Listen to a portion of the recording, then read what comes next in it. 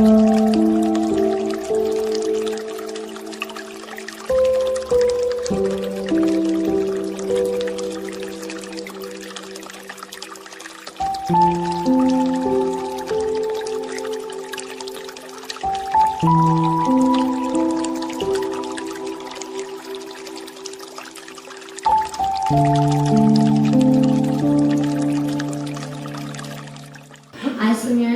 take the privilege of wishing you all a very good morning. The topic of the seminar, the first seminar today, is the success factors in arsenic disaster prevention and follow-up actions. Unfortunately, our moderator, Mr. Kamrul Zaman, he couldn't be here yet due to some unavoidable circumstances. He'll be arriving here shortly. I would like to request our first presenter, Dr. A. Hussam, Associate Professor, George Mason University, to begin his presentation. First, I'd like to thank the organizers of non-resident, the organizers of NRB conference, and I think this is a very important attempt, at least the first attempt, and I think just by the sheer number of participants here, and also the number of presenters, and including number of topics, it shows that there is some important aspects to talk about.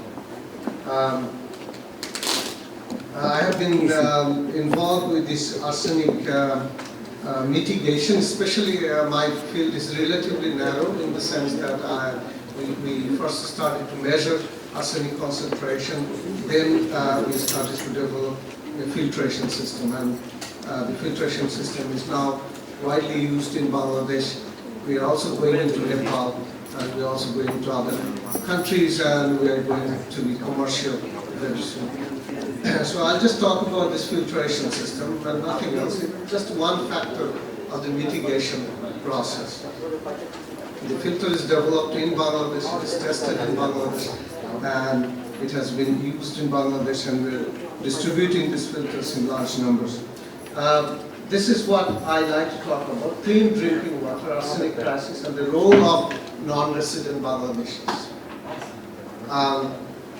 This is part of the solution.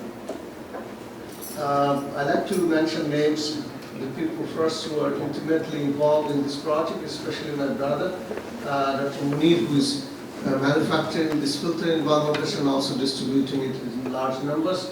Professor Khan, Amir Hussain Khan, my mentor in analytical chemistry, taught us how to measure arsenic concentration, and Professor Bhagat, my another brother, who is also involved in this project for a very long time, and also there are quite a number of people whose names are mentioned here. Well, when you talk about clean drinking water, it's not the arsenic crisis. We should not focus our attention only to arsenic. Arsenic is just one of the components, happen to be toxic components. We should concentrate on all the parameters of the clean drinking water. Clean drinking water means this table. This table is a partial table of all the species that is present in water has to be within certain guideline values. And those values are listed there. I'm not going to read it, but it also compares the filtration technology that we have developed, and it meets and exceeds the guideline values. Some of the components that species, chemical species, both inorganic and organic species that we should be concerned with: number one, arsenic in groundwater; number two, manganese in groundwater; and also iron in groundwater. And although these species are not as toxic as arsenic, but their concentration sometimes exceed the World Health Organization limit and other limits, and does not make this water potable. Even if I take arsenic out of groundwater in most of the areas in Bangladesh, Bangladesh groundwater still does not meet the quality of drinking water because it has high concentration of iron, manganese, and other species. I'll go through these slides very, very fast because some of these are not relevant, especially in this seminar, and also time is limited, and I have a little bit other things to talk about. But this is important. I have this statement here. This is from journal article published in 1976. It says, failure of sanitary wells to produce to protect against cholera and other diarrheal disease in Bangladesh. How many people really knew this information? Not many. Actually, Bangladesh drinking water from the very inception of this sinking wells, the drinking water already had high number of bacteria. And this has been proven in 1976, published in Lancet. But extremely, almost, I have not, last 15 years actually, not many people knew this. And this information is now known. It was not known to many doctors in this country because I think the lack of education. Water from toxic water must be free from toxic species, and that's the purpose of the filtration system. The filter, you talk about any filter, water, drinking water cannot be used without filtration. Maybe groundwater, surface water, rainwater, all water has to be filtered. Without filtration, you cannot get rid of many of the toxic species, and filtration is the key in getting clean drinking water. I'll go through this very, very fast. We also need to know that arsenic species, not all arsenic species are toxic. There are arsenic species in food and vegetables and seafood. Those are not toxic. There are two species which are very toxic present in groundwater, unfortunately, and one of them is arsenite and arsenate. Arsenite is more poisonous than arsenate. Now, I have been involved with this analytical measurement, and measurement is the key, and that's where my education becomes valuable. And we have been measuring a lot of different parameters, and this has to be done in Bangladesh, and we are doing it in Kustia. Some of the measurements that we cannot do in Kustia, we do it outside Bangladesh, in the USA. Now, NRBs like here I am, and also Dr. Aladdin, who is the co-author of this talk today. He has a laboratory that named Exonics Technology Center, and he has been involved. He's involved with this laboratory for many years, since 1998, and he has been using a very sophisticated technique to measure some of the chemical species, including arsenic and others, selenium and things like that. So this is one success story of NRB, by individual success story, and it has been helped by other people, but I think he's one of the major success stories in terms of his participation in various organizations and helping various organizations in analytical measurements. Now we need to understand that majority of the research on arsenic in this country is not done by Bangladeshis. These are done by outsiders. And some conclusions are there why there is arsenic, and primarily the arsenic is there because of the reductive dissolution or some kind of bacteria that is producing this arsenic-3, mobilizing it in the environment and the underground. And you can see that research by Lloyd in UK, MacArthur in UK, and Harvey, Charles Harvey at MIT, and Fendorf in USA. Also, Van Geen's group is very active in this country. Stephen Hogg from Switzerland Institute of Aquatic Chemistry, they are also very, very involved. Unfortunately, many Bangladeshis are involved with them, but not by themselves with their institutions. Well, once we measured it, we tried to find a technique where we can use technology, which is very well-known technology. It's called zero-valent iron technology. Zero-valent iron is becoming a science because a lot of people are also using this material to remove organic components from drinking water and wastewater. We developed something called a composite iron matrix from zero-valent iron through our research, and we found that this is very effective material to remove not only arsenic, also many other toxic metals. This is our first system. We tested it. It worked very well. Then we participated in some environmental technology verification projects. We passed through those two projects, and I think those are two of the most important things that Bangladesh government has instituted through BCSR, and Professor Khan here knows much more about that, and it has tested filters from countries outside Bangladesh.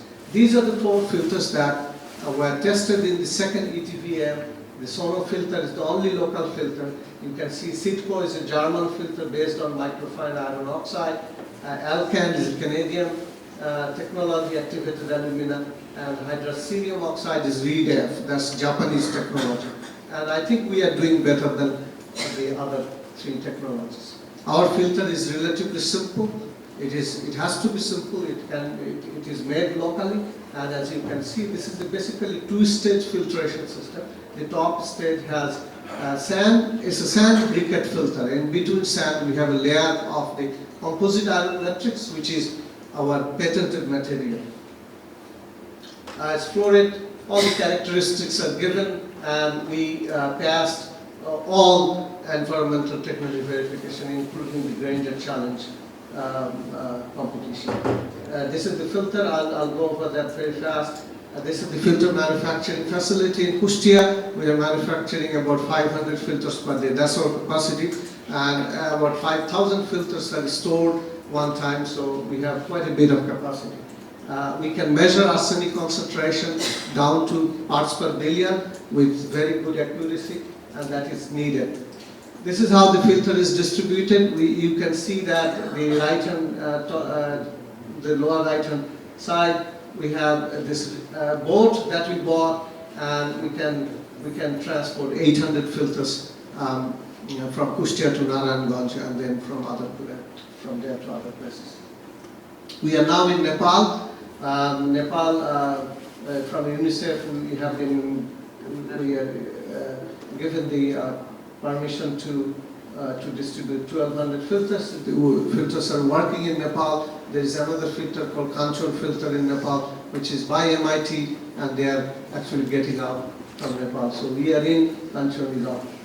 I'll not go over these because it will take time. This is the final challenge that we participated in. EPA tested our filter, and if you can look at the top 4 rows, you can see that arsenic total concentration reduced to 7 ± 3 parts per billion from 340 parts per billion. So we are within the EPA's limit. And also, this filter removes iron. So even if you have no arsenic but high concentration of iron, you can use this filter, and the water will be potable within the limit of the World Health Organization. The filter water quality, according to EPA, is excellent, and excellent water quality is given to only those water which meets all the criteria of the EPA. Also, the filter material has been tested for toxicity, and it passed through the TCLP test and other toxicity tests. The filtered water is soft. As you can see, the Sono water is between 5 to 162 milligram per liter, mostly 54 milligram per liter. It is a very soft to soft water quality. I will not go through that. I'd just like to show you how our filter compares with other filters. As you can see, we compare Alcan, Sono, REDF, and Citco. As you can see, the red marks indicate that those are above the limit allowed by the government and the EPA. So other filters sometimes go over the limit. Sono has been tested the most among all the filters, and we did extremely well. Sono also removes manganese. As you can see, Alcan, Citco does not. It cross over that line. Red line is the toxicity limit for manganese. We are below the toxicity limit, and this is the ETVM 2 test, and tests were done in different water chemistry at Bera, Pabna, Manikganj, Dhaka, Faridpur, and also there's a Hajiganj. Well, if you don't know, many scientists from other parts of the world, they are testing their filter and their technology. One of the technologies that was tested in this country is by Rice University, which is the university where the nanoparticle was discovered. And they actually tested their nanoparticle in Bangladesh for 4 years, and they could not find nanoparticle to be useful. I think most Bangladeshi scientists don't know that. This was done kind of clandestinely, and You don't know how many other people are, companies and laboratories doing their tests in Bangladesh. Very unfortunate situation. The bioaccessibility of the material that is to be disposed at the end is extremely low. This is environmentally friendly filtration system. It does not produce any waste, and the waste is completely non-toxic. And this is a green filter. This is according to EPA. The CIM it is a natural non-toxic material. CIM can be disposed in the open. CIM does not leach arsenic according to Granger and EPA. CIM can be recycled and reused. We actually buy waste or people, if they want to dispose it, we can buy for 200 taka.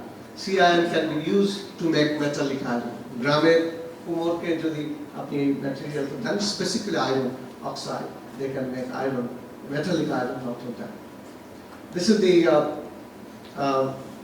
it's up to May 2007. Until today, we have distributed 70,000 filters and more than 1 million direct beneficiaries, and we think provided more than 1 billion liters of clean drinking water. Cost is less than 0.0023 taka per liter, almost nothing. Iskule filtration system. This is large scale filtration system that we are developing. We are also developing filtration system for pharmaceutical grade water and large scale water filtration system. We are going commercial. The primary, the most important message here is that it does not matter what kind of water, drinking water has to go through some kind of filtration system. Either it's a small filter on your tabletop or it's a filter where the source of the water is. I just like to mention, I think if I have a few more minutes, this is what I really like to talk about, although this is a little bit outside the topic, science and technology education, our means of survival. I mean, this, আমাদের মুক্তি বিজ্ঞান এবং প্রযুক্তি এটা বোধহয় একটা NRB একটা slogan হতে পারে, এটা দেশের একটা স্লোগান হতে পারে, এবং এখানে আমরা কি অবদান রাখতে পারি সেটাই খুব ইম্পর্টেন্ট একটা জিনিস। এই পিকচারটা দেখলে এটা আফ্রিকাতে, you can see in Africa, ঠিক পাশের ঘরে Dr. Abed is talking about some kind of seed development. And you know, in majority of countries, agricultural countries, they are using these seed materials which are imported from outside. Both cell phone technology, our food and our communication is beyond our reach. In the sense, we don't know the technology. The technology is coming from outside. We cannot control the technology. So this is, I think, is very, very serious. And this happened because of a lack of education.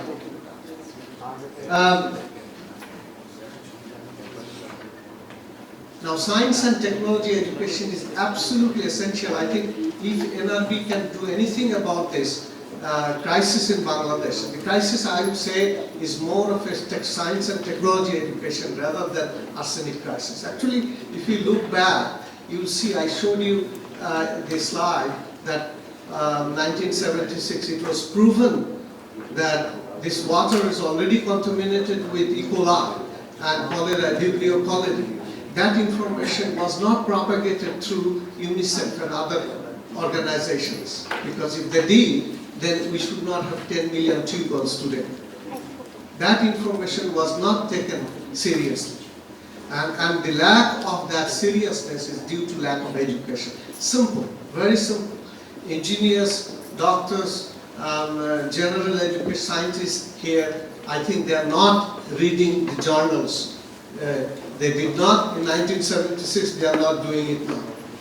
And that's because of our problem in our science and technology education. Number one problem is discipline. We don't have discipline in our education system. We have problem, we don't have adequate training in problem solving skill. We do not encourage creativity. We do not encourage innovation. Amader science and technology education এই জিনিসগুলো একটা এখনো আমাদের science and technology এডুকেশনে আমরা এখন memorisation is valued over understanding সেটা আমার সময় ছিল, সেটা এখনো দেখছি আমাদের ছেলেমেয়েরা ট্রাই করছে। Stop rote memorization. I just like to mention this one because I did some calculation and I'm trying to find out how behind we are. 1976, and we are supposed to graduate in 1974 in MSc. We graduated in 1976. We lost 2 years. Since then, many years passed by, and if you just calculate a very conservative estimate, actually Bangladesh has lost 50 years in education. So we are simply 50 years behind. I'm not counting, multiplying that number by 20 to 30,000 students graduating every year from institution. If you multiply that, it could go up to million years. I think this is extremely serious business, and I think we should understand that. And the lack of discipline in our education system is actually এটা আত্মঘাতী একটা situation বাংলাদেশে দাঁড়িয়েছে, যেখানে আমাদের education সিস্টেমে, বিশেষ করে সায়েন্স অ্যান্ড টেকনোলজি এডুকেশন সিস্টেমে যে পরিণতি, যেটা এটার জন্যই কিন্তু আর্সেনিক ক্রাইসিসটা, আমি অনেক সময় বলে থাকি যে এটা actually this crisis is much less than the crisis in our science and technology education. So Bangladesh is 50 years behind India in science and technology education. I like to mention this because arsenic crisis has to be understood from interdisciplinary point of view. It is not chemistry, it is chemistry, it's biochemistry, it's microbiology, it's geology, geochemistry, on and on. If you look at this emblem here, which is the Human Genome Project in the USA, and you can see the emblem clearly shows that what is the interdisciplinary nature of the present challenge, science and technology challenge. It says engineering, chemistry, biology, physics, ethics and informatics. In fact, ওখানে যদি আমি arsenic লিখে দিতাম, এটা কোনো ভুল হতো না. It should not be a big mistake. Specifically, I like to mention chemistry because I'm from chemistry, and as a chemist, I think we have something to contribute. Chemistry is a central subject in science, and if you look at chemistry, the general chemistry curriculum in countries like USA, and you see the chemistry is everywhere. It's in engineering, it's medicine, it's agriculture, it's soil science, and you need chemistry to solve the crisis of present crisis and the future crisis. Computer দিয়ে সব problem solve হবে না, যারা এটা মনে করছেন, I think they are making a huge mistake. Arsenic ক্রাইসিসটা বুঝতে হলে আমাদের এইসব এরিয়াতে কাজ করতে হবে. This is understanding arsenic crisis requires speciation information. It requires redox chemistry information. It requires surface chemistry information. It requires computational information for chemical equilibrium. It requires participation of microbiologists, যারা আমাদেরকে বলতে পারবে what kind of anaerobic bacteria is responsible for the process of this mobilization of arsenic. And it requires cell biochemistry and proteomics. All these are relatively advanced science topics, and we need to understand that, and we need to teach the students some of the basic things. Language important. আপনি যদি এই পেপারটা দেখেন, এই পেপারটা লেখা হয়েছে জাপানিজে. Practical use of capillary in analytical chemistry, one of the most advanced paper in analytical chemistry, written in Japanese, and then it was translated in English. আমি মনে করি যে বাংলায় বিজ্ঞান চর্চা করা, বিজ্ঞান একটা বোঝার বিষয়, সায়েন্স এন্ড টেকনোলজি বুঝতে হবে. রোড মেমোরাইজেশন যারা আমরা করেছি, এবং আমরা তার জন্য অনেক প্রাইস পে করতে হয়েছে, আমাদের সেটাকে আনলার্ন করে রিলার্ন করতে অনেক বছর লেগেছে, এবং আমার মনে হয় যে we need to understand this very clearly, এবং আমাদের বোঝা উচিত যে বিজ্ঞান এবং টেকনোলজি আমাদেরকে বুঝতে হবে, এবং বুঝতে গেলে বাংলাতেই বুঝতে হবে, কারণ এখানে ইংরেজি জানার লোকের সংখ্যা কম, যেটুকু জানি এটাতে কাজ হয় না. Let me tell you this. How NRB can help. This is my last slide.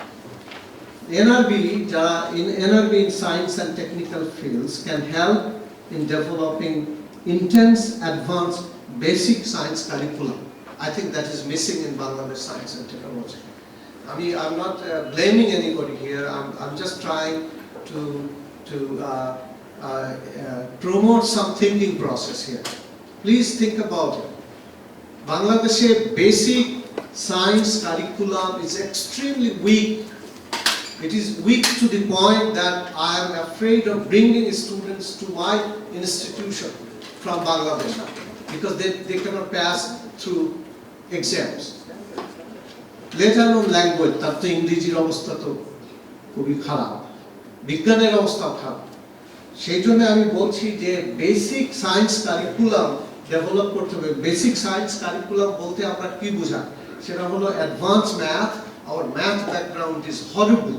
Our physics background is relatively better. আমি মনে করি chemistry background is way behind 100 years and molecular biology. These are the basic science curriculum. বাংলাদেশে অনেক ইউনিভার্সিটিতে এখন environmental science বলে একটা programme আছে, অনেকেই গ্রাজুয়েট করছেন। I asked them যে তোমরা কি সায়েন্স পড়েছো? অ্যাকচুয়ালি এটা কোনো সায়েন্স না। এনভায়রনমেন্টাল সায়েন্সের মধ্যে যেটা পড়ানো হয় সেটা সায়েন্স না, that is policy.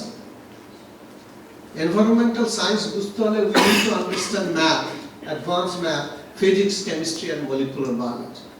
Unfortunately, let me tell you this, বাংলাদেশে medical education molecular biology is not in their curriculum. Just think about it. I mean, would you like to go to a doctor who has never studied molecular biology and organic chemistry? I will not. যাই হোক, আপনাদেরকে অসংখ্য ধন্যবাদ। আমার message এটাই যে institute problem solving skill and stop rote memorization. Young people, you have to help young people develop difficult problem solving through projects. সেটা একটা develop laboratory and experimental skill. আমাদের laboratory situation খুব ভালো না। Develop presentation and seminar skill and students, সেটাও একটা problem আছে। But এগুলো সেকেন্ডারি। আমার প্রথম তিনটে জিনিস emphasize reading and writing skill. Reading and writing skill আমরা অনেকে বলে থাকি যে ইংরেজি আমরা জানি না। অ্যাকচুয়ালি আমিও ভালো ইংরেজি শিখিনি। আমি একটা পেপার লিখতে আমাকে 10 বার ড্রাফট করতে হয়, যেখানে ইন্ডিয়া অথবা even Chinese they know better drafting than us. Unfortunately আমরা যখন ইউনিভার্সিটিতে ভর্তি হয়েছি আমাদের কোনো ইংরেজি কোর্স, কোনো ইংরেজি পড়ায়নি। You all know it. We never studied Bangla, never studied English, never history, no economics, no nothing. Just chemistry, physics, math, even that at a lower level. So when we went outside, আমি এটা বলছি এই জন্য যে এনআরবির এই এক্সপিরিয়েন্সটা কাজে লাগানো উচিত। বাংলাদেশে এখন যারা আছেন এডুকেশন সিস্টেমে তারা আমাদেরকে জিজ্ঞেস করবেন যে what kind of difficulty I faced when I was in the US and who is my competitor. I am at the bottom of the ladder. এবং এটা হয়েছে তার কারণ হলো বাংলাদেশে যে এডুকেশন সিস্টেমটা, we really need to change. We really need to concentrate our attention in education, and NRB, I think NRB can help very positively in that direction. But someone, a need, এটা আসতে হবে local university. I cannot tell you what to do. You tell me what you need. I tell you what I faced and what was the problem. But you have to tell me this is what I need. You come here for a month, develop a curriculum. Let's teach aquatic chemistry. Unfortunately, there is not a single aquatic chemistry in Bangladesh. Not one. পানির দেশ, এখানে পানির বিশালতা আছে। তারা কত gallon পানি যাচ্ছে সেটা বের করতে পারে, কিন্তু পানির মধ্যে যেসব ম্যাটেরিয়াল আছে, যেসব টক্সিক স্পিসিস আছে সেগুলো তারা জানেন না এবং তাদের সিগনিফিকেন্স কি। এবং arsenic crisis is nothing but a crisis of ignorance, and that's the solution of the crisis. Thank you very much for your attention. Thank you so much, sir, for enlightening us on this issue. I would like to mention one point, that we have allocated some time for a question-answer session right after the presentation. So if you have any questions, please note them down. We will, due to the nature of the program, since we have so less time, we will collect some of the questions, and your questions will be addressed by the sirs. I would like to invite Dr. Mohammad Amiruddin Ridha, Professor, Microhydrologist, I'm so sorry, and plant pathologist, to please talk about his next topic on arsenic. Thank you, sir. Assalamu alaikum and good morning to everybody.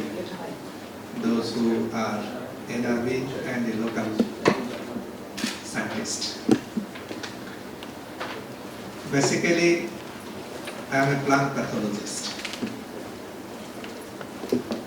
and most of my research was on plant pathology related work. And during my work in plant pathology, I did some work on fungi. And the area which I will be talking is something related to fungi and plants.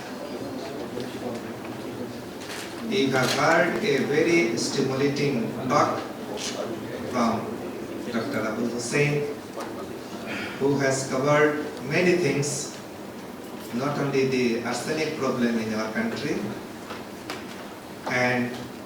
but also he has mentioned the education system.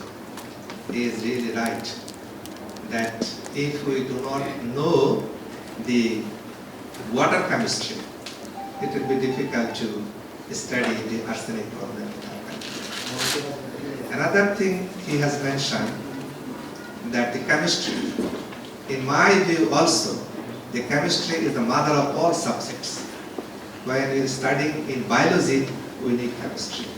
When we are studying medical science, we need chemistry. But I think if any planner is here or the educationist here, they will take care of his comments and requests and other things. I'm very new in this field. As I told you, I'm not a man of arsenic. As I'm working with mycorrhizal fungus, so I come across that the mycorrhizal fungus has something to do with the bioremediation of arsenic. So when I was working with mycorrhizal fungi, then I started work about 2 years back that how we can combat the arsenic problem with mycorrhizal fungus and some plants. My area of research is not reducing the arsenic from the water, because so many people is working in this country and all over the world, many people is working to reduce the arsenic contamination, not only in Bangladesh. Arsenic problem is all over the world. Many developed countries has got this problem, so many people is working there, but not very many people is working on the soil problem. Now, the arsenic is getting contaminated in our soil. So farmers is growing their crops in contaminated soil, and the plant is getting arsenic from the soil, irrigated with arsenic contaminated water. So the problem is beginning to raise, and we are getting a lot of crop plants which has got contamination of arsenic. And I think time has come now to start work immediately to solve the problem of arsenic in contaminated food.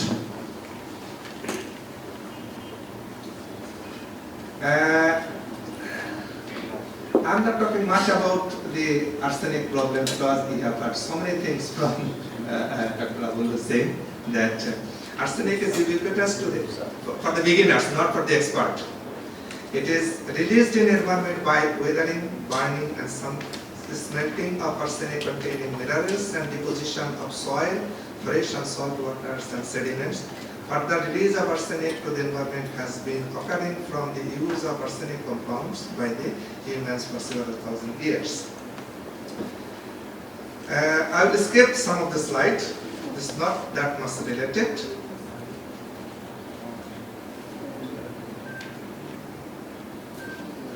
As you know that Dr. Hussain was showing the different types of diseases which is causing because of drinking arsenic contaminated water, and I am also adding my ideas that not only with the drinking water but also with the food producing in contaminated soil is also getting contamination of the human being, and the people are suffering from different types of diseases, as I have mentioned some of them here. Now, the bioremediation of contaminated sites promises to be more effective and economical than physical and chemical methods. Living organisms can be managed to effectively sequester and transform toxic compounds in the environment. However, the field of bioremediation is still in its infancy. More studies are needed to identify potential organisms that can be managed for remediation purpose. Now I will be talking a little bit about phytoremediation. Phytoremediation means the remediation of the plants. Phytoremediation is one of the more promising environmental technologies on the horizon. It is defined as in situ use of plants to immobilize, remediate, reduce or recover contaminated from soil, sediment or water. Another definition of phytoremediation is more or less same. Just you can have a little bit of reading. I do not need to explain here many things. Phytoremediation is popular because of its cost effectiveness, aesthetic advantages and long-term applicability. Applications include hazardous waste site where other methods of treatments are too expensive or impractical. This is taken from some of the publications. Are too expensive or impractical. Low-level contaminated sites where only polishing treatment is required over long periods of time, and sites where phytoremediation is used in conjunction with other technologies as a final cap or closure. There are some limitations of phytoremediation.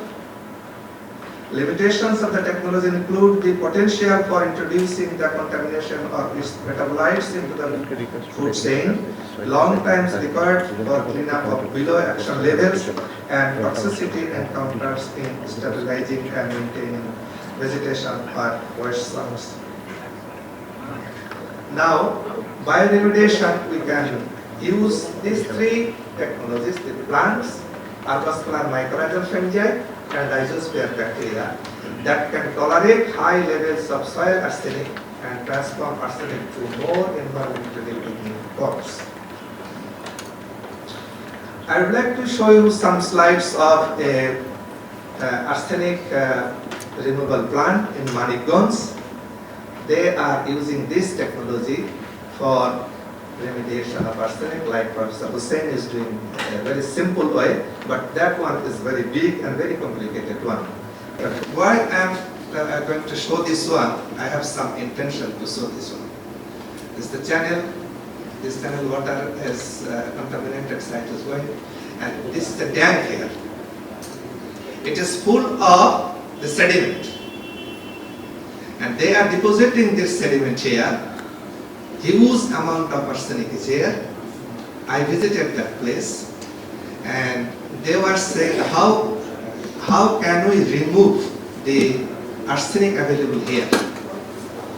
But unfortunately, the last flood, their tank was overloaded and everything is disseminated. What they are doing now, they are throwing this contaminated sediment in the atmosphere, in the agricultural field. So we have some ideas. I do not know because we are doing very little work here. I have some idea that farm is a plant. We call it yakisha in our country. Some type of farm is a hyper accumulator plant. It can absorb arsenic from the soil and it can harbor that soil, that arsenic in his body. তার body weight যত তার 3 গুণ বেশি arsenic সে ধরে রাখতে পারে এই farm, যেটা আমেরিকার প্রফেসর মা ফ্লোরিডা ইউনিভার্সিটি তিনি এটা বলেছেন। এবং এই সাথে আরো কিছু there are some plants in our country which can be used for phytoremediation of arsenic, like the flower, sunflower, mustard, colocasia, প্রচুর these plants can be used for phytoremediation of arsenic in our country from the soil. We are doing a little bit of work and we are getting very positive information and result from our experiments. This is one type of farm. নিচের থেকে উপরে 3 number রোতে যে গাছটা আছে এটা হচ্ছে Tyrese ভিটেটা, এটাকে বলা হয় Chinese Bracken fern. That fern is useful for phytoremediation of arsenic. But we have also recognized 2 other ferns from genus group. One called is silver fern, another is golden fern. They are also suitable for phytoremediation of arsenic. Master, there are some photographs which are showing that these are the plants can be used for phytoremediation. Some aquatic plants like water lily, lotus, sternfern, duckweed, so many plants available in our country. একটা কথা আছে যে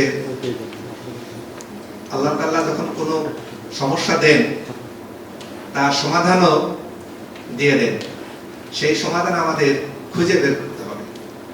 আমার বিশ্বাস যে আমাদের দেশে যে সমস্ত গাছগাছরা আছে এবং সেই গাছগাছরা দিয়ে এবং আমাদের বুদ্ধি দিয়ে এবং প্রফেসর হোসেন সাহেব যে টেকনোলজি বের করেছেন, এগুলোর কম্বিনেশনে we will be able to tackle the arsenic problem in our country. There are some plants. এটা মানিকগঞ্জের একটা ছবি, যে সমস্ত গাছগুলো আর্সেনিক লাভী তারাই কিন্তু এখন বেশি গ্রো করছে। দেখেন কচু, তারপরে আপনার aquatic plant like fern or another fern, তারপরে হেলেন্সা, ডিফারেন্ট টাইপস অফ প্লান্ট যেগুলো এখানে গ্রো হয়েছে, এ সবগুলোই কিন্তু গবেষণা প্রমাণিত হয়েছে দে আর আর্সেনিক লাভী, কারণ মানিকগঞ্জ এরিয়াটা arsenic prone area. Fern, colocasia. Now we did some research in our laboratory. You can see that in left hand side, treated with arsenic contaminated soil growing this seedlings plant, and we use mycorrhizal fungus. I'll show you what is mycorrhiza and what type of mycorrhiza we are using. In right hand side, we treated the same pot, inoculated with contaminated with arsenic and inoculated with mycorrhizal fungus. You can see that we can have better plant in mycorrhiza inoculated pots. Different concentration we use. This is 100 ppm concentration. The right hand side is arsenic contaminated soil growing plant, and left hand side is mycorrhiza treated plant. Now, what is mycorrhiza? Arbuscular mycorrhiza fungi may play a significant role in transformation of arsenic. The simple definition of mycorrhiza, those who are not aware about mycorrhiza, for them, mycorrhizas are highly evolved, non-pathogenic symbiotic association between roots of most vascular plants and certain specialized soil fungi belonging to Basidiomyces, Ascomyces, and Diagomyces that colonize the cortical tissue of roots during periods of active plant growth, both in natural environment and in cultivation.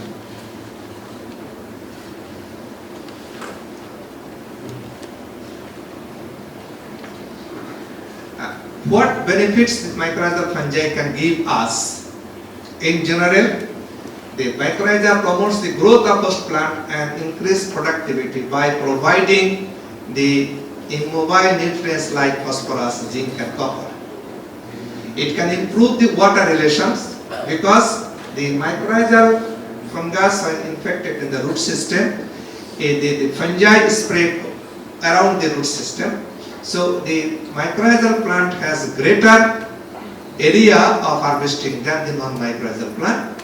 It makes a bridge between the soil environment and the plant roots. So one end of the fungus remain in the root cell and it has been spreaded. আমাদের যে ঝাঁপি জাল আছে না, ঝাঁপি জালের মতো এটা রুটের চারদিক দিয়ে ছড়িয়ে থাকে এবং about 7 সেন্টিমিটার দূরে যেতে পারে রুটের যে ডিপ্রেশন জোন ডিপ্রেশন জোন থেকে দূরে। ফলে হয় কি, এটা একটা নন মাইক্রোজাল প্লান্টের তার ওয়াটার আপটেক, নিউট্রিয়েন্ট আপটেকের ক্যাপাসিটি হচ্ছে তার রুটের চারপাশ দিয়ে, যেখানে আপনার রুট হেয়ার আছে, রুট হেয়ারের পরে আর গাছ কিন্তু যত নিউট্রিয়েন্ট দেন না কেন সেটা সংগ্রহ করতে পারে না।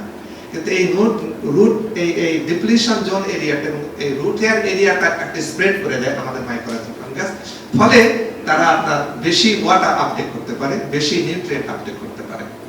Protect roots from pathogenic fungi, save from heavy metals toxicity, protect from adverse temperature, high pH, salinity and toxic stresses, reduce soil erosion, increase soil biological activity and influence plant community. It can increase the plant community in the area where mycorrhizal fungus is available. Now I would like to show you shortly few pictures of mycorrhizal fungus. These 4 slides you can see, the left hand side it's called vesicle, right one is vesicle and arbuscule, the bottom left is mycelium and bottom right is arbuscule. So because of this 4 structure, vesicular, arbuscular, mycorrhizal fungus, the fungus which produces vesicle and arbuscule in the root system, we call that particular type of fungi is mycorrhizal fungus. And fortunately there are 6 genera and 126 species all over the world, scientists have reported. And fortunately we have all the 6 genera in our soil, we have detected in our laboratory, and we have detected more than 50 different types of endomycorrhizal fungus in our soil. There are some mycorrhizal fungus which is available in our soil. I'll go quickly. We have a project funded by USDA in collaboration with Arizona State University, America, and Chicago University, America. এই 2 বিশ্ববিদ্যালয়ের সাথে এবং অ্যাবারডিন university, UK, এই 3 ইউনিভার্সিটির সঙ্গে collaborative programme চলছে আমার, এবং সেই প্রোগ্রাম আওতায় আমরা চেষ্টা করছি যে মাইক্রোরাইজাল ফাঙ্গাস দিয়ে আমরা আর্সেনিক দূষণটাকে ক্রপে রোধ করতে পারি কিনা। আমরা এগ্রিকালচারাল ক্রপের উপরে কাজ করেছি। আমার স্লাইডগুলো আমি ওপেন করতে পারি নাই আজকে আমার কম্পিউটারে কোনো প্রবলেমের কারণে, না হলে আমি এগ্রিকালচারাল ক্রপে যে সুবিধাটা আমরা পেয়েছি that I can be able to show you.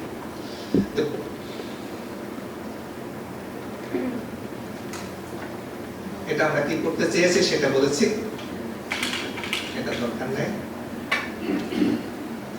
আমাদের যে গোল, approximate goal are to study plants and soil microorganisms from arsenic contaminated sites and assess their ability to sequester and transform arsenic compounds.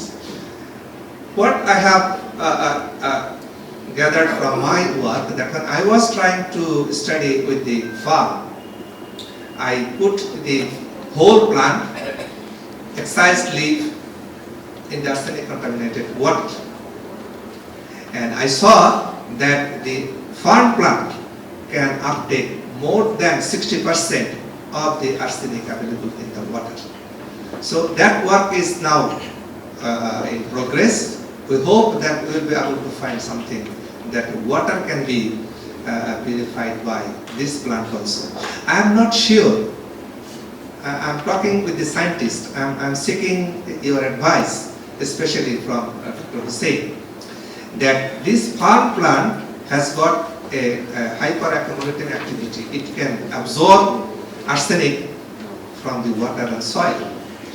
If we can use this farm plant in your filter, above the filter, whether it will work, that the plant will take arsenic from this sand and this CIM, I'm not sure. We can do some work in collaborative work, that whether if it can be taken, then arsenic can be taken out from the filter also. The above parts of the filter can be clean because with this plant. This is my idea. I'm not sure whether it will work or not.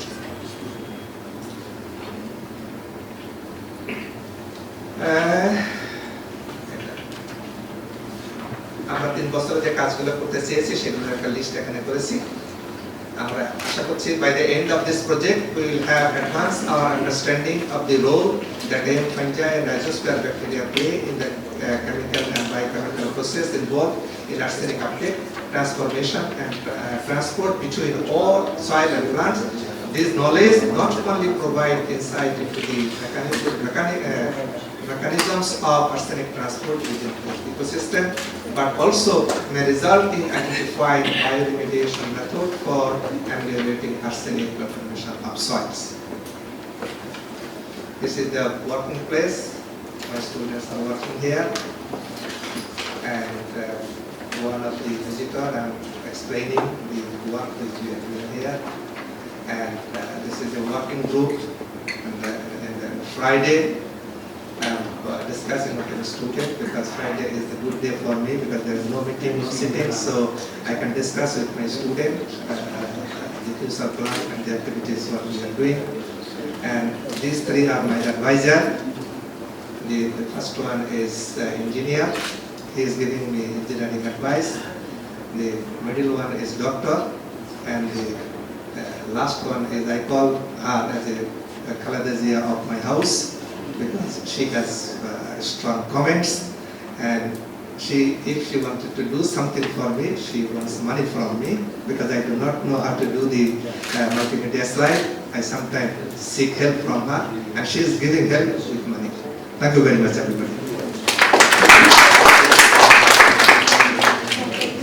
Now I would like to request our last presenter, Mohammad Jahangir Hussain, next NRB from Kingdom of Saudi Arabia, to present on relevant issues on drinking water. Thank you so much. Assalamu alaikum, ladies and gentlemen.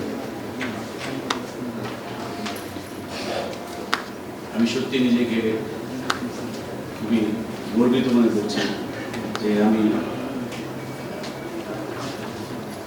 the best of the best people এর সামনে দাঁড়িয়ে কিছু বলতে পারবো। Yes.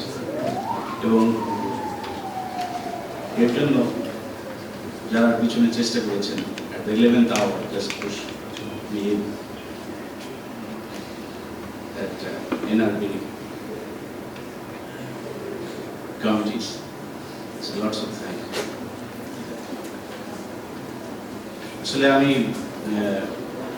I'm not representing as a scholar, but as I told you that I want to express my views and experience, what I earned in 24 years working with Saline Water Conversion Corporation in Saudi Arabia from 1981 to 2005. Actually, this technology is most of people know unknown to most of our Bangladeshi people, because they were converting the seawater for drinking purpose. And I think it's known that it is one of the world's biggest desalination plant, located in Al Jubail, eastern province of Saudi Arabia, and it is still supplying 240 million imperial gallon per day water. 520 kilometers pipelines is provided for supplying the water from Jubail to Riyadh. Please pardon me if any technical mistakes on the graphics or just fonts, because I was given a very short time to prepare it. Just yesterday I was told that I can explain. And as my other colleagues say, my English maybe is worst. So the reason I was trying to why we need this water conversion here. Actually, the seawater conversion for the desert people, but people in Bangladesh, they have lots of water everywhere. The water is everywhere. But how safe is the water? Even the bottled water, how safe it is? You can see that level. It's saying the pH value of the water, the potable drinking water, is 6.4. They are selling in the market. I think most of the chemists will disagree that this is the acid. How we are drinking this? So anyway, I'm not going to all these things, but I think that SWCC, we can now, the time has come that we can change it to RWCC. That is, I'm trying to present in front of you. And you are the scholar. You can decide, yes, we can go ahead with this, or just go to the other alternative, drinking water. Because it is day by day, the drinking water shortage is getting greater. Even in the city here, if you wash one day, maybe next day we'll be thinking, oh, maybe another 2 days we can get water for washing. If you just go, the old cities, old towns in that.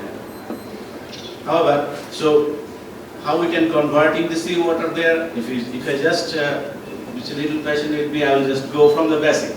This how it's a very simple theory, and they are using it.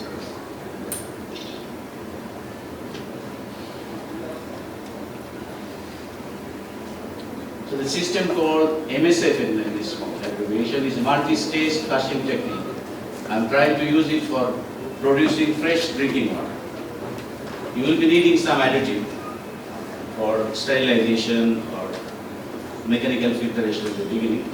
But this purpose is just to evaporate the water in same water in different stages. So I will go with the basic first.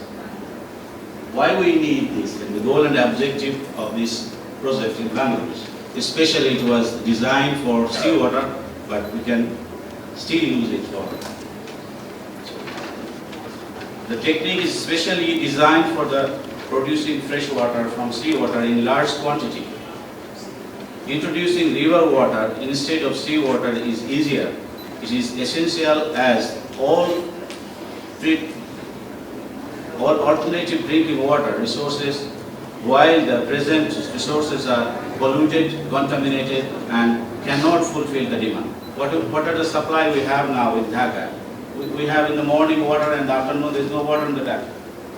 So even the existing system is not enough.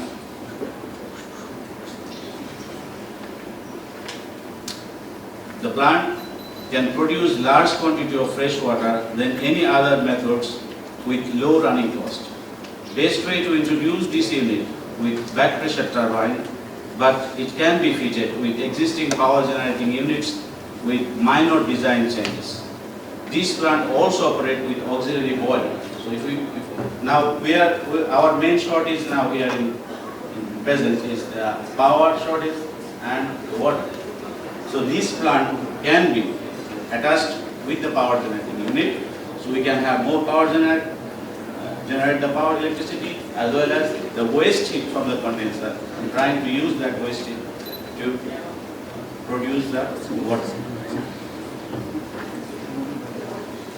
So the amount of heat removed from a conventional turbine, just we have most of the turbines in Bangladesh now are a condensing turbine.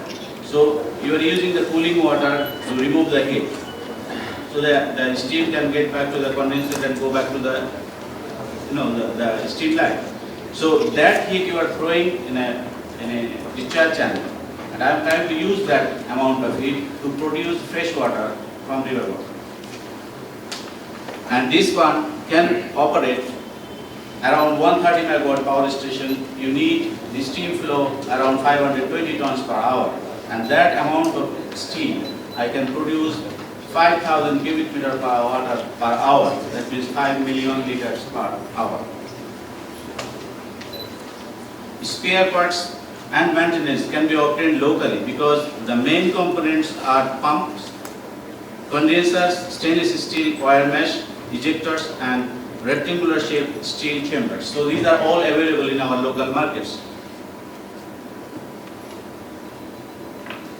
The discharge cooling water to be used in irrigation system. So the water we are discharging now from blow down or after the cooling, we can put in a system so we can develop our agricultural system, because this system is our backbone. If we cannot improve our agriculture, we have to import the food from outside.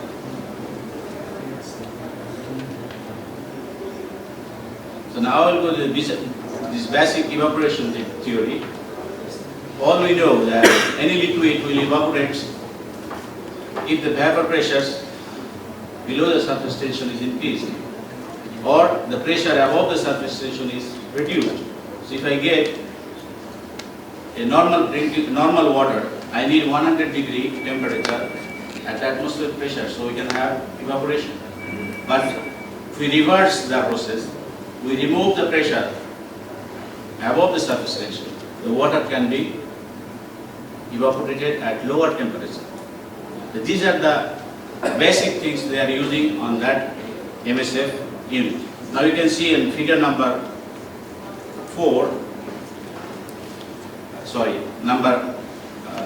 3, which is showing your pressure is minus 30 bar gauge and your temperature is 70, so it will be able to evaporate the water, but condition is the pressure must be reduced. So we have used either the vacuum pump or ejector, so the pressure can be reduced and your evaporation will take place.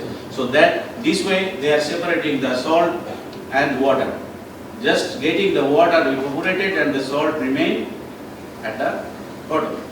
Now in the next one, you can see the water is evaporated 80 degrees and the condenser is there above in the vapor space and condensed the water. So this water I can get as a fresh water. The green one, you can see the green one is the sea water, if I take represent as a sea water or a river water which is polluted. You have all kinds of bacteria, sediments and impurities. Then when you evaporated the water, only the fresh water, the distillate is gone up, the vapor, and the vapor is condensed and that is your pure water. So if I repeat this in 2 stages, first one is 80 degree, the second one is 78 degree. How it is possible? It is possible the same time you water, you can evaporate it again and again and again when you subject this water to a pressure below the pressure previous stage. So these are the techniques they are using, multi-stage flushing. So you are heating the water in one place and then let this water travel through a different stages where the pressures are different. And then at the top there is a tray and condensers and they are collecting the distillate and pumping out as a fresh water. Now it is coming through a tray, you are collecting and a pump, you are taking out the fresh water. Now I will go in details in actual view of that plant. I did not include the pump. This is and then in the top side you can. This is no point out there. In the top here you can see these are the condensers actually. If you just compare in a room here, the bottom is open and up there is condensers. So the vapors will go to the condensers and it's condensed and there is a tray under the condenser. It will collect the distillate. Now here the cooling water is getting in here.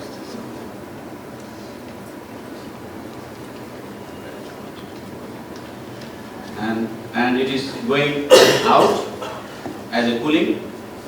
The next one is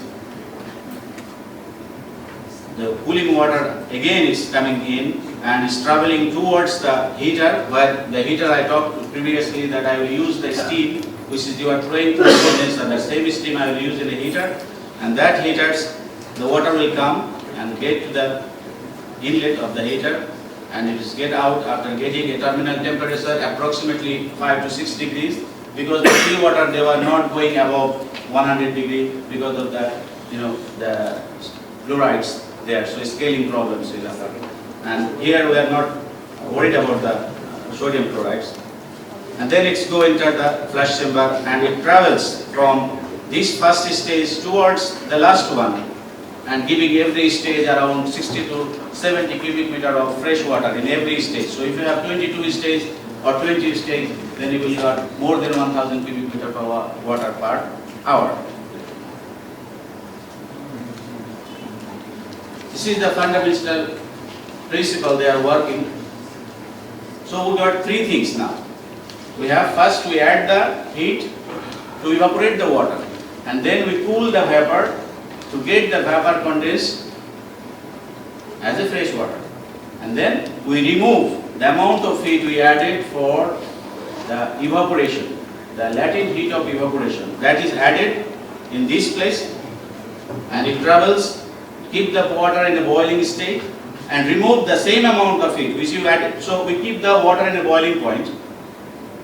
So 100 degree is boiling point, then you need additional heat, which is the latent heat of evaporation. That must be added to evaporate the water. So actually in this process, first of all we are adding the heat and keep that water in the boiling state only. And then the additional heat, which is the latent heat of evaporation, is added in the heater and removed from the at the last stage. So you are getting in this process going on and on and on. Now here I go on a technical details now. This section called we have three main sections: the heat rejection section, and the heat recovery section, and the heat input section. Now this section is the last stage that I said. The cooling water is circulated, and then when it goes out from this stage, the outlet of this stage, going before it goes to discharge channel, the another line is taken, that is a makeup water that is given feed inside the flush chamber initially, and then it start filling. The water start filling in the stage. In a certain level, we start a pump which circulates, takes the water from the shell side of the stage and put in the condenser of the stage. So you have condenser on the top, the shells and at the bottom, and then the water gets circulated. This is called circulating water, and these sections, this section from here to here, we call this is the heat recovery. So this section, purpose of this section is the amount of heat is required to keep this water in the boiling stage only, at the boiling stage, not evaporation. And here we will add that heat that needs required for evaporation. So we are actually economizing the heat consumption on this process. And then, so now as I said that we need the temperature of the water must be kept lower, so the additional heat is minimized. So we need to evaporate the water at low temperature, we need vacuum. That means the pressure must be reduced. So we have used here in ejector, because ejector needs in a big volume, we have to reduce in a certain period of time. Now after evacuating these things, we added the steam. This is the steam I am talking, that the amount of steam you are throwing on the discharge channel from a conventional turbine, we are using the same steam here. Actually the turbine condenser will come with this unit. That is why I said that back pressure turbine is the best choice when we are going to ask for a new power plant now to be built in Bangladesh. So we can ask, please, if we need to solve the water problem along with the the power shortage, then let's go with the back pressure turbine, so we can have both at the same time. Now here, then the condenser, we need the condenser that has to go back to the boiler. So after this heating process is completed, the condensate goes back to its own system, to the boiler system. And we have a temperature control, because the steam temperature must be kept in constant control. That's a saturated steam we are using. We are using a saturated steam. So just avoiding any scaling or just fatigue in the metal. Now the steam coming, the water started rising the temperature. At a certain temperature it will evaporate, it will pass through the demister. Demister is just like a screen mesh. It prevents any droplets to go, because actually maybe I will be able to reduce the size of the demister for river water, because sea water you have a salt droplets, it can go through it, but in river water we will be able to reduce the thickness and the metal cost will come down. So it goes to the condenser and then it gets condensed, and you can see this is a tray there. This is the water tray, is traveling from first stage up to the last stage, and at the last it goes to the pump and it pumps through your reservoir, tank or in a distribution system. That I will come later with a complete view of the plant. So this is the actually very simple, very decisive way it has been designed.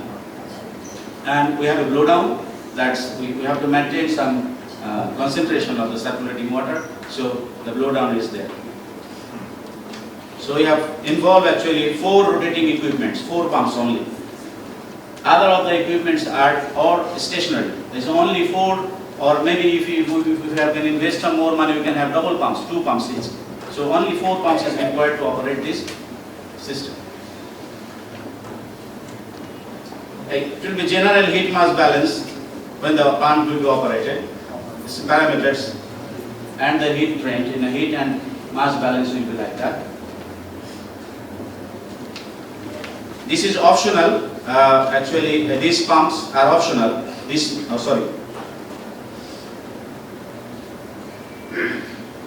pumps are optional because the makeup pumps. If you have a circulating water pressure is enough, then I don't need any pumps. If your circulating pressure is low, then I have to use the pumps just for a initial spray in the last stage because of removing any non-conditional gases, and that's deaeration, just for the deaeration purpose. Now in a conventional generating unit, we will have a picture like that.